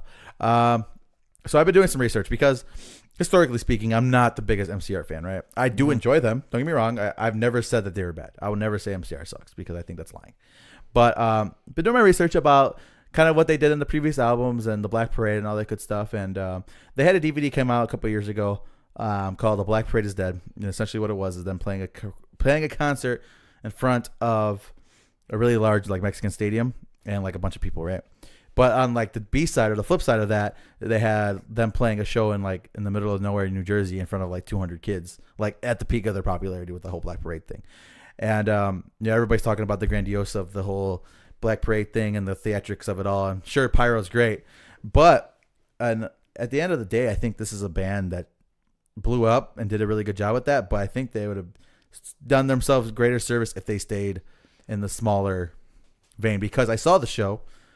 And it was fucking energy. It was fucking bananas.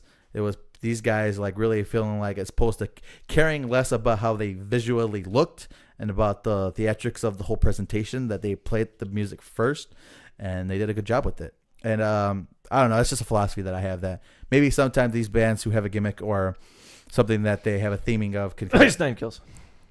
Maybe put that to the side and focus more on the music. I was thinking more on like Motionless in White because at least they don't wear makeup. But I guess now they do. But who? Ice Nine Kills. I guess they wear makeup. They definitely wear makeup. Now they do, yeah. But so yeah, I mean, maybe we should. Some of these bands who have gimmicks should maybe sometime put that to the side and focus on what's important. Here's my thing, man. I think if you put the music first, it's always going to show. Yeah. And it has shown with bands like Slipknot. The mask was not a gimmick. The mask was just separating Corey from number, what was he, 1? Or whatever number he was, right? Corey was 9, I think. It was separating Corey Taylor from number 9. Yeah. Right? It was separating the two animals. And that showed. The masks were not a gimmick. And I'm sure there's countless other bands we can name. And I'm sure there's even more bands we can name who did have a gimmick and that really did show, right? Totally agree with you. And Beck, kind of on the MCR thing, I think 3 Cheers is the album is back on the top 40 in like the first time in like a couple years, right? Yeah, in 5 or 10 years. There was a Hybrid Theory, but Linkin Park popped on the fucking billboards again too. Yep. Now, obviously, when Chester died, they popped back up. Like all their albums popped back up on the billboard. But I wonder why. I wonder if there's like this deep dive for that nostalgia kind of sense of the early mid 2000s, where people are trying to listen to the shit they were listening to when they were a kid. I don't know how the MCR intergroup communication and drama was. But I think that if MCR would have held it out, and if they wanted to hold it out, I think they'd be probably even bigger, honestly. Because they had a phenomenal fucking run. Yeah, they did. But then you compare that to bands like Rage Against the Machine, they had a phenomenal run. But those guys cannot work together. Yeah. A good chunk of those guys, they let their egos get in the way, and they just can't, they just can't fucking do it. Well, from what I understand is that it wasn't so much of the relationships thing that was a problem. It was everybody wanted to do their own thing. It was that them enjoying being with each other but wanting to do their own thing. And now I think maybe some fatigue had set in because you have to keep in mind these guys started this band when they were very young, and they got really popular very fast. Once like I'm Not Okay came out, that shit fucking blew up sky high and all that. So I apologize if you hear my kid tossing her blocks around her room. But so yeah, I mean, maybe some fatigue set in. I don't blame them. They were fucking running 100 miles per hour, man. They did not stop touring at all. A phenomenal live performance. I've seen them a couple times. They're really good. Hey, man, look at Under Oath. They went dark for 6 years. Yeah, they were in the same boat though, because they just they were like 18, right? Every 2 years they had a new album come out. They could tour relentlessly all summer. Yeah, come home for a week, go back on tour. You just get tired of that shit, I'm sure. You know what I mean? And then I don't know. I'm not asking for them to come back because I think that they're all better off mentally from doing their own thing. You know what I mean? And God forbid the new album is garbage because now everybody wants to do a different thing than what MCR was 10 years ago, right? Yeah. So would you rather leave off MCR on a phenomenal high note, or would you come back and devalue the name? You know, it's like, I think that would be my biggest concern because I'm in the same boat as you. I love MCR. I was never like, you know, you wouldn't catch me with an MCR tattoo or a band shirt, right? But I do appreciate the art form, the music, and the love that goes into everything that they've crafted up to this point. But that would be my biggest worry is like, well, if MCR comes back now, one, are they going to be completely different? And two, are we going to be completely different? Because 10 years ago, you and I, very different people, man. We had different tastes, different interests, and that music influenced us very differently. Yeah. And now, you know, what if they don't change, but we did, and we're like, this is okay at best? Or what if they completely change the sound and they throw like soul funk at us? I don't know. You know, and that's kind of the predicament MCR is in right now. It's like, oh, come back. No, don't, man. You come back when. How old is Black Parade now? What was that, 2010? 2009? Shit, no, it's older than that. It's older earlier than that? 2006, maybe? Hold on. Okay, never mind. I was going to say 2005. maybe do a 15-year on that. Hold on, let me look. Because maybe like, I want to, because it's definitely before 2020 to 07. Definitely before that, because I saw them in 07 with Linkin Park.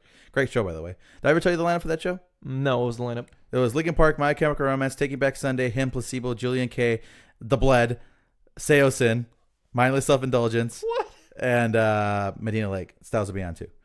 That was a sick show. Wow. Okay. Speaking of which, I don't mean to change topic on the whole MCR debate. I'm sorry. 2006. Say I do a 15-year in 2 years. Yeah, maybe. Or maybe, you know what? You know what to get the people really going? They play a one-off show in a dirty fucking small venue that they don't tell anybody about until like a couple hours before. And if you show up, you see it. If you don't, you don't. Yeah. Like what Under Oath did. Yeah. But speaking of that lineup that I mentioned, so I saw footage of him performing, right? Mm-hmm. I've seen them play a couple times. Fun fact, I turned Maddie. She likes him now. Yeah? Yeah. How'd you do that? You just played Killing Loneliness until she couldn't take it anymore? No, I actually don't particularly love that song. Really? It's good. I think him has much better songs than that. Like what? Right Here in My Arms. Your Sweet 666. Honestly, the whole Razor Blade Romance is a fucking banger of an album, dude. Join Me in Death. You Join Me in Death is good too. Yeah. Anyway, lots of good stuff. So I saw the footage of them playing, and Poison Girl. He was a example of a wonderful, extremely talented vocalist, but a fucking boring frontman. Yeah, I think you've mentioned this before. He had like, I'm watching, like he sounded phenomenal. He sounded great. People were like, "Oh, he's lip syncing." I'm like, no, there's definitely a distinction between the way the album sounded and the way he sounded that particular night. It's not that. It's the fact that he's boring as fuck to watch. He stands there smoking a cigarette the whole fucking set, and he's boring. Here's the thing. I think with a band like him, and I think this is like one of the very few exceptions, I think Vili Valo can get away with that because it fits the whole goth vampire aesthetic. No, you're definitely right about that. It's not. If Beartooth did that, no go. Yeah. Motionless in White, no go. You pick any other band. I think like Greta Van Fleet can get away with doing that. Him can get away with doing that with the lead singers up there smoking a cigarette and singing. I think very few, like Bob Dylan can do it. No, I definitely see that, but and it's, like you said, him music doesn't necessarily mean that you have to go apeshit on stage just based on how the music's composed and put together. But a little bit more effort would have been nice. Totally with you on that. A little more emotion. There's a separation between talented vocalist and great frontman. Yeah, and there's very rare instances where you get both. Yeah, like honestly, when I was playing, I was a decent vocalist at best. Like, but as far as a frontman, I was dynamic and had a lot of fun. That was like where I drew. I was an alright vocalist at best, but as far as being a frontman, I thought I did a pretty good job. And that's like you said, it's very hard to come across somebody who's both. And like for example, Jason Aldean, or Jason Butler. I'm sorry, what the fuck? Yeah, why do you keep doing that? You know, because I keep joking around because his middle name is Jason Allen Butler, and I call him Jason Aldean Butler as like a joke, and now it's like engraved into my brain. He's a great example of both. Caleb Shomo, you kind of grow into that role after you've been doing this for 11 years. Forever, yeah. That's definitely part of it. Yeah, I'm sure we can think of a lot more, but it's a rare occurrence, really. Mm-hmm. Faux show. So yeah, sorry that we got off on topic. Very cool. So talk to me about I Prevail. So You did this review. I didn't. I want to make that clear right now. I did. So historically, when we talked about I Prevail in the past, I know you were a little bit bigger on them than I was. I liked the initial stuff they came out with, and then I kind of fell off. They were new and exciting, and I fell for it. I don't want to say that in a bad way, like, oh, I fell for the scam. The shit they were cranking out when they were new enticed me, and I liked that. Yeah. And I kind of grew out of it now. All right. So me personally, when I first heard them, I'm like, typical, seen it, heard it, done it, whatever. Wrote them off as kind of a one-hit wonder kind of deal. So they dropped a new album. I hadn't heard anything about this prior to this, by the way. I just kind of showed up one day. So I'm like, all right, fine. Let me see. Because usually, if they had a good first album or had a what's the word I'm looking for? Had a initial craze. Yeah, I'm like, let's see how the sophomore attempt went, right? Because usually this is where it really falls off the boat. For some bands. Yeah. I think our rule's 3, right? Yeah. I think that's what we said for Beartooth. It's like, yeah, well, the first one was good. Let's wait till number 3, because that's when you set up patterns. Right? Yeah. Patterns are at 3. Absolutely. So Or trends, I'm sorry. There we go. No, you're right. So I listened, and I have a unique perspective on this thing. So I think it would have been very easy for them to kind of copy and paste the sound from the previous effort. I think it would have been very easy to replicate that. I think they took some chances on this one. I think they knew that they can do that very well, and it's very simple to do that very well. And they kind of went with the weird kind of experimental vibe with this new album. They have elements of hip hop in this new album. They have elements of electronic music, which wasn't totally foreign from the last album, but I think they kind of committed a little bit more to that. The screaming vocals are extremely well done. He did a great job. Now, the only problem I have with this album, really, is the performance of the clean vocalist, because it sounds artificial. The first album, it sounded artificial. Oh, what about the drums? The drums are fine. Oh, so they're not artificial, this album? I mean, that was a joke he had, where they use a software called Jake Vanderblay. Anyway. But, because I think as far as the artificial sounding of the music, I think this particular effort allows them to kind of get away with that because it was more experimental. You know, because they had elements that relied maybe a little bit more, leaned more towards this side as opposed to this side. So they were I kind of gave them the pass on that one. It's an interesting attempt. The singing vocalist, I know people are very high on him, and I saw some live footage. He pulls it off, but it's a delivery thing. He doesn't have any soul when it comes to his delivery. I don't feel like a person singing to me. I feel like a robot singing to me. Straight up. Microsoft Sam. Yeah, I don't. Like I said, he's a talented individual. I can admit that. But when it comes to the feeling of it, I can't get 150% behind it because I don't feel it. When you play Vanna Void and you listen to Joel sing, you feel it because there's imperfections in there that they left intentionally in there to make it feel like a Singing person. like his life depends on it. Yeah. And there's things in there like another big example of this was Vice and Mem. The second album they had the flood or the subtitle, what the fuck it's called.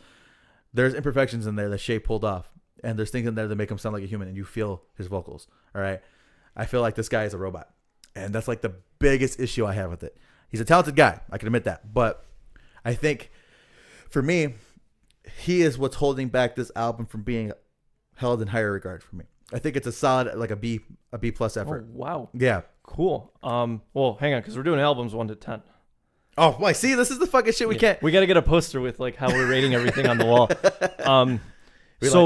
Would you say you had a change of heart on how you view this band after this album? I think I have higher hopes for them moving forward, but I think the third album is going to be the biggest teller here. Yeah. I don't think. How am I going to put this? How am I going to phrase this? I don't think they're ever going to be my favorite, but I think they could be a solid B tier band that I'll enjoy. Definitely something you can enjoy. Yeah. With this effort, if the next album comes back out and it sounds exactly like the first one, where it sounds like every other metalcore coming back with the same old soulless vocals, I'm not interested because I've seen it. I've seen it a bazillion times. What they were doing is something that Anime Affliction did 3 times better 2 years before that. With Chasing Ghosts. Yeah. Yeah. You know what I mean? Like. With that, what's the vocalist from Amity? Yeah, with Joel Birch. Yeah, he has soul. You feel his vocals when he delivers. Even with the new shit, I don't like it, but you feel it. And with the screaming vocals, what's his name? I don't know. Fucking Yeah, it eludes me as well. Yeah, his screams have soul. You feel it. The screaming vocalist from I Prevail has that. He has that ability to portray those feelings in what he's singing. You believe what he's saying. With him, I feel like he doesn't care. I feel like he's a guy. Hear the lyrics. Go sing this. Yeah, honestly, he's not. Maybe it feels like he didn't have like a guy at karaoke who didn't write the song, but he's singing it. That's what it seems like to me. Well, don't say that about karaoke. I've seen motherfuckers sing their hearts out of karaoke. Yes and no, but no. I think I didn't listen to the album, so I can't give you input on this. But I think that's a very serious thing that's plaguing, I think, a good chunk of the metalcore community. That a lot of these guys go out there and write edgy lyrics, and they're trying to stuff as much like darkness and brooding as they can into a track. And then when you hear it, yeah, it's metalcore, but that's about it. And we've spoken about the internal filter we have, and sometimes it just doesn't get past it. Yeah. And so I'm glad you had. I'm glad you're giving some of these bands chances, second chances, or whatever you want to say, right? And I'm not the biggest I Prevail fan, and I didn't listen to this album, but it's good to see that they're making changes and we're making changes in the way we approach. It's very easy to just pull I didn't like the last one, I'm not touching this one. Yeah. It's very easy to pull that card. And it was getting there because it's like, okay, I'm going to do a review this week. I don't know what I'm going to review because Whitechapel came out too. And I'm like, okay, I have a strong feeling. Copy paste. Where I'm going with Whitechapel. Right. Like I know what I'm getting. Right. Because they've had a lot more albums to kind of establish that pattern, as we say. They have a trend. Yeah. A very strong trend. Yeah. So I'm like, let me see what these guys are doing. Because benefit of the doubt. Maybe the first one wasn't for me, maybe the second one would be. Or whatever the fuck whatever the album is. And I wasn't hating it. Because there's usually, like you said, a moment where if I'm not feeling an album, I just shut it off and then it's just background noise. I shut it off and then by the time it reaches the end, or if it comes back around, I'm like, I heard the song already, and I move on to the next album, right? This one I'm like, because if I find myself looking toward my phone to see what song it is, I'm like, what song? You're is that? interested. Then I'm interested, and I've done that a couple of times. I gave Adriana a listen, and she had some. She's like, oh, because she didn't like Lost Boys. Adriana didn't like it. She's like, it's not for me. I'm like, whatever. And this one, she's like, is it going to be weird like the other band you showed me? I'm like, not necessarily. I'm like, I just want your opinion on it because it was very hard to put words to how I was feeling about it. So she kind of helped me do that today. But we'll see moving forward with them. It's upsetting that your wife doesn't appreciate greatness, but that's a chat for another day, I guess. No, because, this is what bugs me about Adriana as far as her musical habits. When it comes to albums, she doesn't listen to albums like at all. Like as far as like the grand vision of what somebody's trying to accomplish, she doesn't do albums. Adriana listens to songs, and she likes a song. She'll pick it out of an album and put it on her iPod, for an example. But she doesn't listen to full albums. That's just how she listens. You know what this is, buddy? What? This is exactly like every girl out there getting a tattoo of a quote from a song or a book that's totally taken out of context. Well, it's not just that. I mean, because I think she established her musical habits kind of differently because she came from a different background than us. So my wife came from kind of the uber Mexican neighborhood, and where she was kind of mixed in with it. You know what I mean? But as far as this side of her where she listens to music, the stuff that she really feels and enjoys, she almost did it in secret because. Maybe it wasn't socially acceptable, man. 10, 15 years ago, you listened to metal, you're a freak. It wasn't just that for her, because my wife was bullied when she was a kid. Nah. So she felt the need to hide it because she didn't want to be picked on. And it's not just at school. Like her mom would like give her shit for listening to the type of music that she liked. So she did singles. Like she would go on the internet, have her headphones on like this, and then she would kind of jam to something, and then she would move on to the next thing because she didn't want people to know what she was listening to. Gotcha. So maybe it's just a habit. Yeah, it was formed over the years. It was a habit that she got into, which I wasn't planning on going into this conversation trying to figure out what my wife's thought process is. But now that I'm kind of saying it out loud, it makes sense to me. You know. So what does she think of I Prevail? She's like, oh, this is it's not bad. It's interesting. Like she's like there's elements to it that I like. She's like, there's bits and pieces that I don't, which is fair, because that's basically what my opinion on it was. You're not gonna love every album you come across. Yeah, and because I was telling her about like what album was I talking about? There was an album. Fuck. There was an album I was just fucking harping on so hard the other day. That you were ripping on? No, like I was like loving it. Like I was telling her about how every song blends into another song, and she's like, I don't like it doesn't. She's like, unless she like really really enjoys like every individual song, she won't. It won't matter. Yeah, she won't get into the album. It doesn't matter what song or what album it's on to her. But for me, I listen to an album as a whole. It's a story that somebody's trying to tell to me, and you don't pick up a book and read chapter 3 and then close it and then move on to the next thing. You know what I mean? So I don't know. I enjoyed it. I think Prevail did a decent job. I got to go through it a couple more times to kind of solidify my opinion 150%. Because I've gone through it maybe twice at this point, which is more than you expected to. Which is about 1.5 more opportunities I probably would have given it, because I would get halfway through this thing and very move cool. on. So what is your adjusted rating on the numerical scale? Like a 6, 7? 6.5. 6.5. That's fair. It's not crazy, but it's definitely not my favorite piece of music I heard this year. But I think it's something. If I give it some more time, maybe it'll grow on me a little bit more. Which usually, when things grow on me, it's like a cyst. You don't expect it at first. Yeah. And it pops up one day and you're like, wow, this hurts. But just due to the fact that I didn't shut it off right away means that I'm more intrigued than I was prior. Very cool, man. And that's all we can do at the end of the day is listen and review and consult. So I told you to check out this band. Did you check it out? I did. Okay, so a band called FeverWar came up across my Spotify. I was working out, and what was it? I think it was Porch Fever or something. Porchmouth by FeverWar came on, and I was like, this is tasty. And I was like, who are these guys, and why is this the first time I'm hearing of them? So I don't even know how to describe this, but they're like a hardcore mixed with like traditional rock roots, and it's so interesting. It was very unexpected, dude. Yeah, I was trying to because I get why you're interested in it, and I know why you brought it to my attention just because of how it smacks. But I'm like, do they do anything in particular that I enjoy? Like, there's elements that I like a lot, but as far as like bringing something new to the table, I'm not sure. I maybe have to do a couple more listens. So what'd you think of the singles? What did you listen to? I listened to Porchmouth and that other one. Hold on. I'm sorry. I have them. Let me pull them up. Bullshit. Cool. Bullshit was weird. Was it Bullshit? Bullshit. That was one of these two songs that was like, is this the same band? Yeah, I think Bullshit's very much more in the hardcore vein. Yeah. Where it was like, are these two things the same? I thought it was interesting. But for me, so far, I'm not going to write these guys off yet because there was enough elements there where I'm definitely going to check back in the future.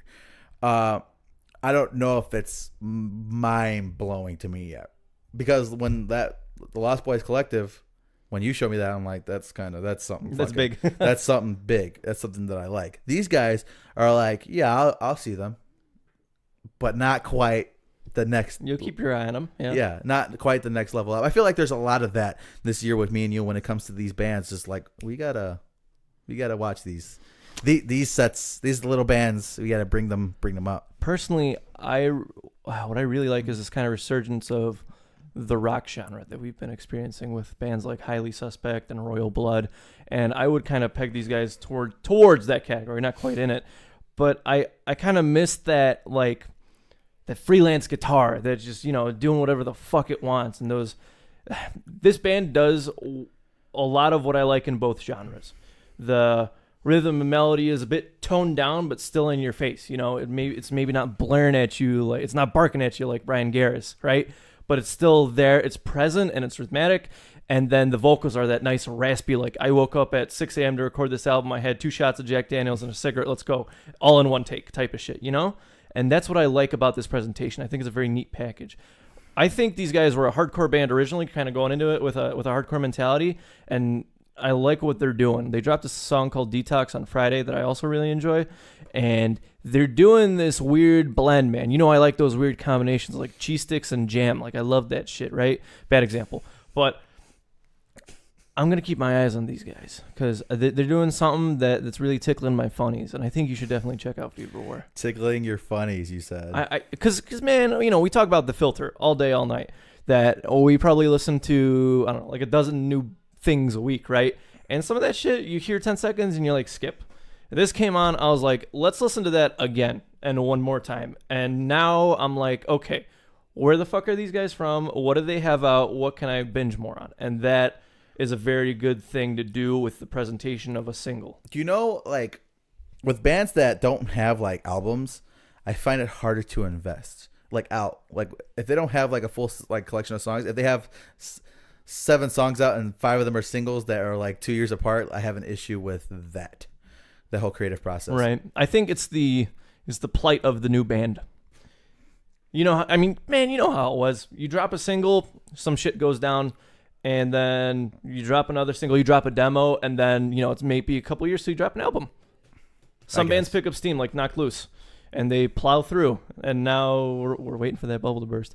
Some bands don't blow up like that, and they need the resources, the money, and the time to really kind of sculpt, you know? And so I get it. It's just kind of this newness and this breakthrough. It's a very common thing. Like, what was it, Northern Ghost? Where I was like, hey, check out this band. You're like, well, they only have 3 songs. I was like, yeah, they're kind of new.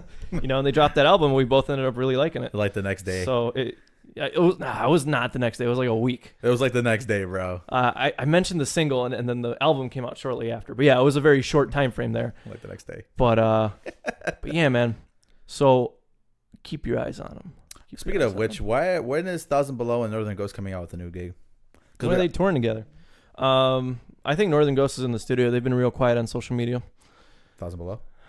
Well, they've been talking about their album for a while now. So they're working on something. Yeah, they're definitely in the studio. I can't be as reassuring with Northern Ghost, but it's usually a good thing or a bad thing when a band is quiet. And they had a very good run with that first album. Yeah, not bad. All right. What else we got? 10-song set list, 4 years strong. Let's rock and roll. Let me pull this shit up real quick. You want me to go first since this is kind of your band? Yeah, let's do that. So we're going to open up with We All Float Down Here because I love that reference. It's a good song, too. Yeah. Number 2, it's I love these song names, man. They're really good. It must really suck to be 4 years strong right now. Yeah. 19 with Neck Tats, Abandoned Ship or Abandon All Hope, Eating My Words, Stolen Credit Card, Flannel is the Color of My Energy, man. That song resonates with me so much. What the Hell is a Gigawatt? Find My Way Back. What a fucking phenomenal song. And to close it all out, Wasting Time, probably my favorite 4 years strong song of all time. Okay. So there's some similarities here. I just wanted to give a quick love letter to 4 years strong because I mentioned it previously on the podcast how they're one of my more favorite bands recently, right? Not recently, but of all time? Yeah, of all time. They're like maybe top 20, let's say.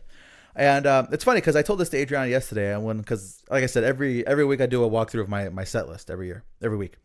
Whatever band we're doing, I do the whole walkthrough just to see how it gels and molds and all that good stuff. And I was telling her, I'm like, it's funny because I remember when they were like at the height of their popularity, maybe 5 years ago ish. I hated them, and it's like it was the same thing with the Day to Remember. I just didn't like them because every other band at the time was trying to sound like them, and that bothers me. Tech was the same fucking deal. So it's funny because when I reconverge on them, maybe 3 years ago, I'm like, this is good. This is cool. I seen them at live at Warped Tour. I'm like, they're a very good live band. They have a lot of energy. I'm like, okay, I see you.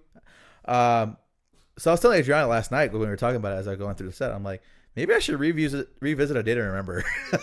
Maybe I have to look back and. I think a lot of the mentality, and it's not just you, it's a big portion of any community you're in, is it still good once the hype dies down? And that's the question. Yeah. Because bands will steamroll. If it's something new, if it's something banging, if it's something crazy, yeah, your daughter's going crazy outside that door. But if it's something new and people like attach to it and then suddenly this is the next big thing, I think that there's like this initial wave of insanity and craziness that people are just like so devoted. But the question is this album or band still rock solid 5 years down the line or 10 years down the line, or when all that hype dies down and, you know, it's like, yeah, I remember Day to Remember. People still out there remember, love, and care for Day to Remember. And I think 4 Years Strong kind of came out with, like I said, dude, I call them like a frat punk band. And it's a joke because they very much present themselves as these like frat boys. But I think that's part of, I wouldn't even call it a gimmick. I think it's part of their laid back attitude and approach towards the whole music thing. Yeah. And at the end of the day, it's good music and they don't take themselves too seriously. And I think there's a lot of merit in that. Yeah. They don't, let me add a little asterisk. They don't take themselves seriously, but they take the music seriously. Yeah. And the components that go into it. They're like, you know what? Maybe we are a little goofy looking. Maybe the flannel look is a little outplayed, but hey, fuck it. We're going to roll with it. Like that kind of deal. And that's what I enjoy. So let me go ahead and get through this 10-song set, and we'll do a little recap at the end. I'm opening up with We All Float Down here. Nice. Next up with What the Hell is a Gigawatt? Tonight We Feel Alive. Going Down in History, which you didn't have. Yeah, I missed that one. Wipe Yourself Off, Man, You Dead. It must really suck to be 4 years strong right now.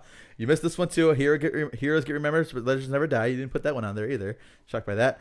Find My Way Back. I Hold Myself in Contempt, which is a Liar Liar reference, which I fucking love. And Wasting Time, Eternal Summer to close it out. Very cool. I think we both gravitate towards the album where the dude's like a half unicorn or whatever. Enemy of the World? Something like that. Is that it? Hold on, let me look just to make sure. Yeah, man. I think that album had the right amount of musical prowess and goofiness that I enjoy. You are correct. In an album. But it's that, and I was telling Adriana this last night as I was going through it. I'm like, I wish every pop punk band sounded like this. I'm like, because there's a level of grit and some balls behind what 4 Years Strong does. Pop punk is a very malleable genre, kind of like how Batman, you can have 100 different interpretations of it. You have your douchey pop punk bands that are like the elitist, blah, blah. And then you have bands like this that are like, that could borderline be like a solid metalcore act if they like, down-tuned and added some fuzz. Yeah, so I enjoy them, man, and I'm looking forward to seeing them this summer. Because to me, straight up, because there's bands that fit like seasons, straight up 4 Years Strong is summer music. Like, there's no way around it. That's all summer. Absolutely. That's all summer music. Absolutely. Hey, you know what we should do? And I'm calling it right now. We're doing a 10-song set list for the summer because it's right around the corner. So your 10 songs that remind you the most about summer. My only rule here is going to be no more than 2 songs per one band. Fair enough. That's going to be the one rule. So we're doing that next week? Yeah, that'll be my 10-song set list. Okay. 10 songs that remind you of summer. And I got a few. If you ever, I'm gonna do this little like PSA. If you've ever like grossly hated something like a band or an album, go back around to it. Maybe you'll find something to enjoy this time around. That's fair enough. And yeah, man. So we got our round 3 March Metalcore bracket. Yeah, you didn't give me my bands. My bands. I'm gonna do it right now, live, and I'm gonna give you the rough one.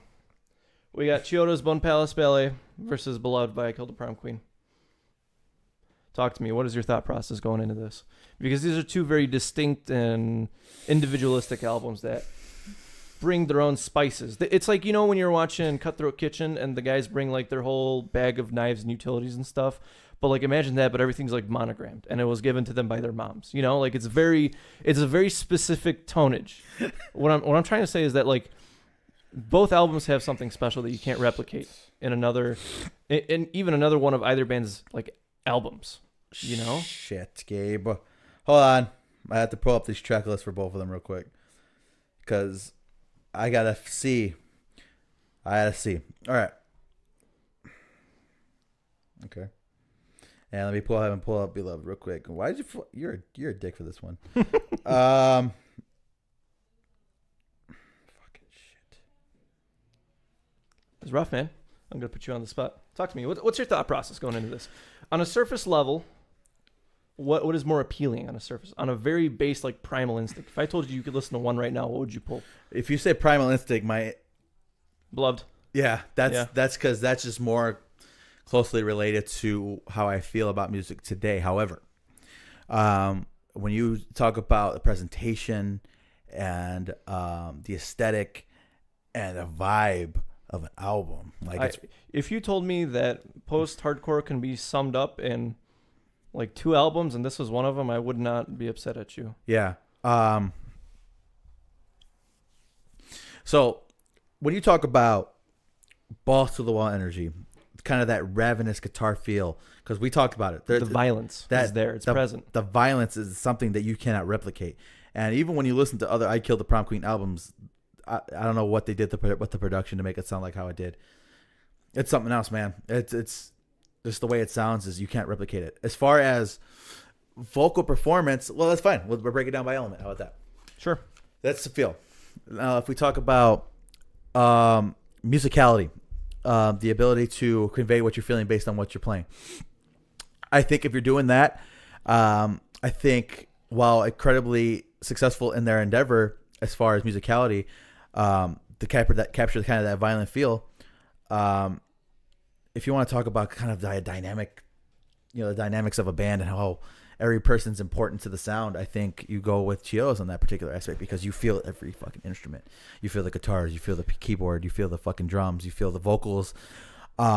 We should get my line printed on a shirt. There hasn't been a band like Chiodos since Chiodos. Yeah, maybe. Maybe sell it. No, I'm not gonna do that. But so yeah, as far as musicality, I think I Killed the Prom Queen's more one note on that front because they kind of have, like you said, that violent, ravenous, ambush kind of a vibe to this album. But Chiodos has a little bit more dynamics. They have kind of the softer songs like Letters to Janelle, but they have those fucking heavy songs like The Undertaker's Thirst for Revenge, and they have kind of those unique kind of Tim Burton-y songs like Is a Progression if a Cannibal Uses a Fork. Man, this is a tough one. I'm gonna toss this out as a little side note. You know what the only other like pure kind of violence core is what we'll call it, like thing that came out that really kind of brought me back to Beloved was like in between the two time frames. It was the Zombie EP, and I think Zombies definitely came out first, right? Yeah, if I recall. Yes, but like those two is like the way you should feel. You should be ready to go out there and chop down some zombies. Yeah. Well, after listening to those albums, and I don't know. I just wanted to throw that out there because both of them have that same element that we're looking for. That like, it's funny because special about it. It's funny because both of these bands are bands that have gone by, right? Their eras are kind of over with. I Killed the Prom Queen kind of self-imposed because, they just stopped making music, and Chiodos, they couldn't keep their lineups together, However, I can say pretty confidently that Beloved is I Killed the Prom Queen's best album. As far as Chiodos, I really like the one after Illuminatio. I like that one a lot, and that one kind of had the same thing that I was looking for, but with a better vocalist. I know. I'm sorry. Craig Owens is fantastic. Well, at least in this album, he was. The album before it, I don't give a fuck what people say. The album before, which is All Is One That Ends Well, he was a whiny little bitch. He sounded like it, and that's why I didn't like the first album. For this round, I'm going I Killed the Prom Queen. Nice. Beloved. So I got good news and bad news. What? We both have a hard one and an easy one. Okay. This next one for you is Crisis versus Jesus Peace Only Self. Crisis. Yeah. I don't think we need to be fair, Jesus Peace have a fucking hell of a run in this year's bracket. They took down some fucking bangers along the way because they took down Motionless in White, right? Mm-hmm. They took down somebody else in between there, all that. But they took down Whitechapel, which is my lineup last week. And I think it's fair to say we have some stock in Jesus Peace. Yeah.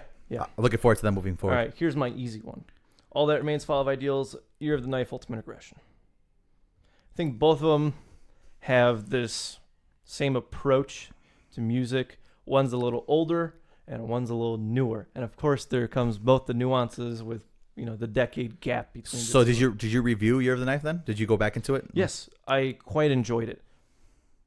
But this is the same kill switch engage thing. Yeah. It's like you go back and All That Remains eventually gets lost in all these dadcore bands and they're going to tour with Parkway Drive one of these days, right?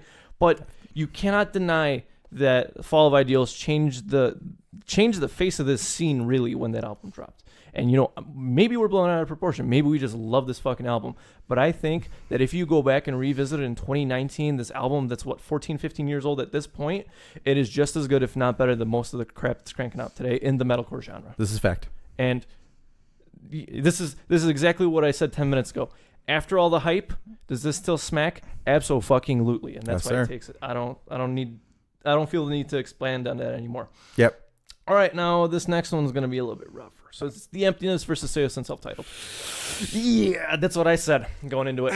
I mean, I know which one I'm favoring, but I want your opinion. I do too. You talk to me first because you got investment in both these albums, heavy investments, right? Yeah, so... Well, you didn't name your daughter Seosin. So. I mean, it was close. It would have been... It's an interesting... Seosin's an interesting name. But... maybe for a boy. Yeah, definitely. So... Seosin did stuff at the time that was like groundbreaking with this album, right? They had brought in a new vocalist, which performed way above kind of standard than what everybody thought. Because I think when it comes to vocalists, people are very opinionated. And this was in an era where Ronnie Radke left, Escape the Fate, where... Yeah, and the world was in turmoil. 2012 was right around the corner, and everybody thought the Mayans were going to kill us all. Yeah, Craig Mabbitt left Bless the Fall. La la la la la. Like there's a bazillion different kind of examples. Chiodos, Craig Owens left Chiodos and Brandon. Like there's a bazillion different examples. But as far as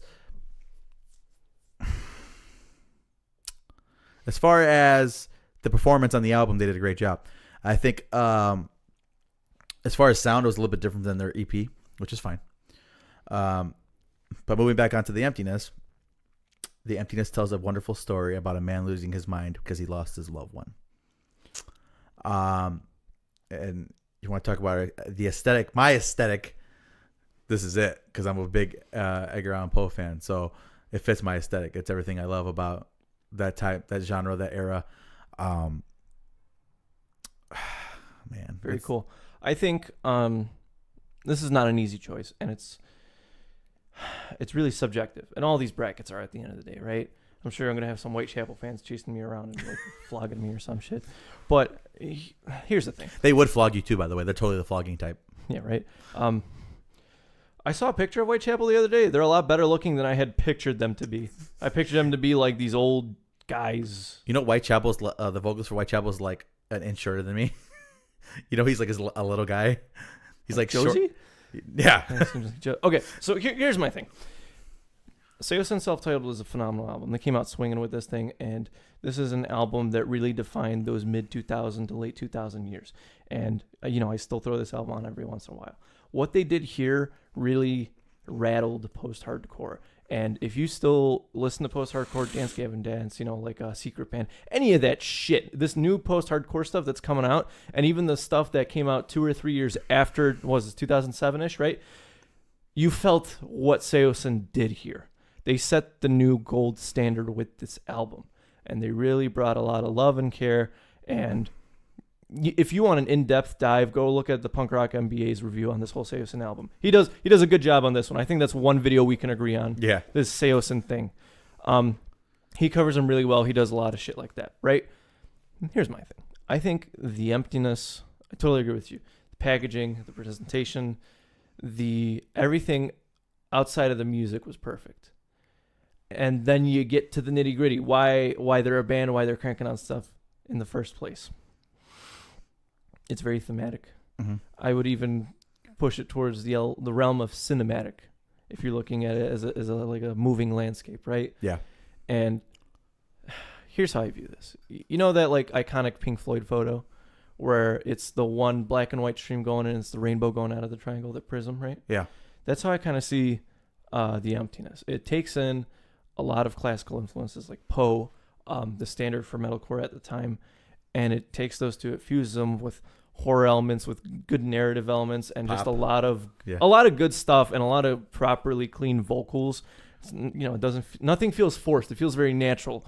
Like if you told me these guys recorded this whole album in one take, yep, I would totally. I'd be like, yeah, well, they had to piss at one time, but I wouldn't disagree with you here, and I think that The Emptiness does more than Seosin, and I got to give it to that. And strictly because, I just gave Seosin a whole lot of praise. But The Emptiness, man, look at the stuff we're cranking out now, right? Like, look at the metalcore community now. And tell me a lot of this shit isn't reminiscent of the riff workage, the effects on, like a lot of these pedal setups, these soundboards, a lot of the production that The Emptiness did. When you look back and you re-review The Emptiness, it sounds like you said, everything is one take. It sounds like somebody telling you their story as they burst through the bar and said, "This is what just happened, and you have to fucking listen to my story because otherwise I'm gonna lose my fucking shit." But here's my thing, right? I think I said Seosin's very influential in post-hardcore, and you could say the exact same thing about Alisana. I think they go past post-hardcore. And I think if you talk to a lot of modern bands and they said, like, hey, these are my influences, I think a massive chunk of these bands would say Alisana The Emptiness is something that inspired me to do music or inspired the way I approach music. How you feel about it. Because think about this. What came out first? The Emptiness or There Is a Hell? Because both of them have the same elements that we like. I think Emptiness came out in 2010, right? Let me see. No, I think earlier than that, Earlier than that? This is a good question. Hold on, let me Google That's it. a very good question. Where's my phone now? I gotta find out. Elisana came out 2010. You are correct. Okay. In January.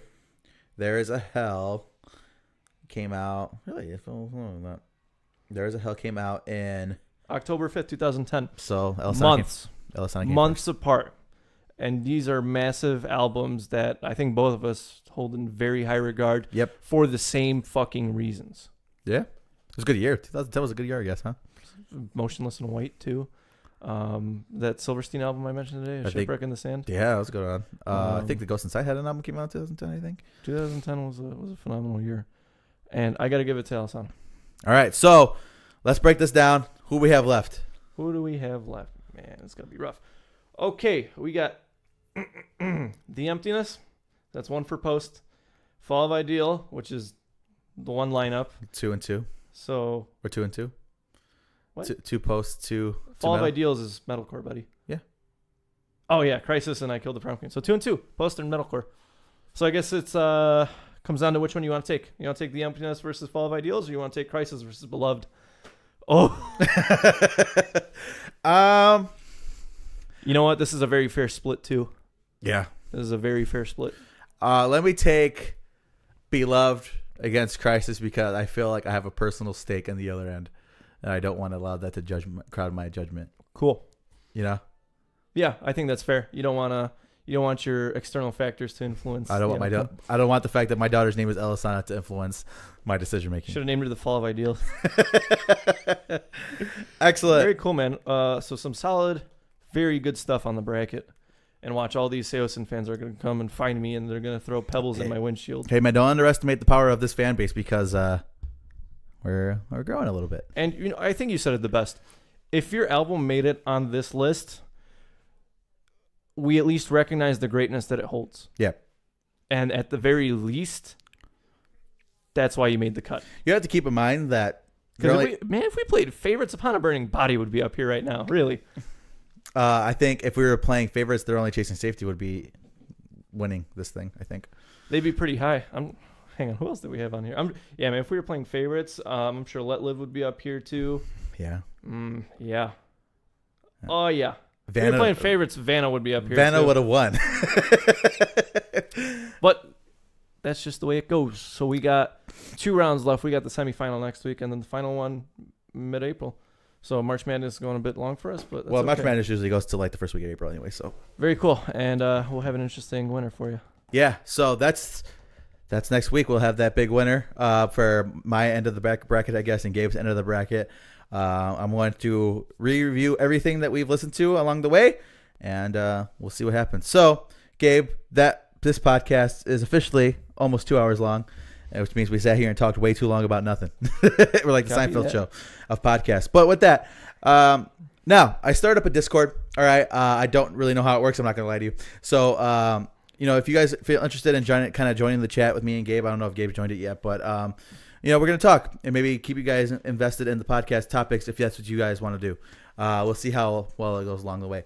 I want to say a quick thank you to everybody who's been listening to the show recently because we have had an abundance of listeners come around. The last couple of weeks have been very successful for us on that front, so excellent job with that. We appreciate it, guys. Don't forget to email us at secondcitykids at gmail.com. All right, if you guys have any comments, questions, or concerns, you also go ahead and like and subscribe on iTunes, rate us, Google Play, Spotify, Stitcher Radio, TuneIn Radio, Podbean, all that good stuff. The Podbean app has been giving us a lot of love, so go ahead and check us out on there. We have a feature week coming up near the middle of August, so it'll be perfect because the last feature week we had was for the Halloween review, and this one will be for the Tarantino review, my friend. Absolutely. So it's gonna be a good thing for us. All right. But other than that, that's really I got for the Second City Kids podcast this week. You can go ahead and follow me on Twitter at secondcitykids.com. I have been tweeting a little bit more these days. I actually have. Trying to keep you guys involved in what's going on as far as the topics of the show. But with that being said, signing out for this week is Gabe and Jacob. We'll see you back here next week for 113. But until then, deuces.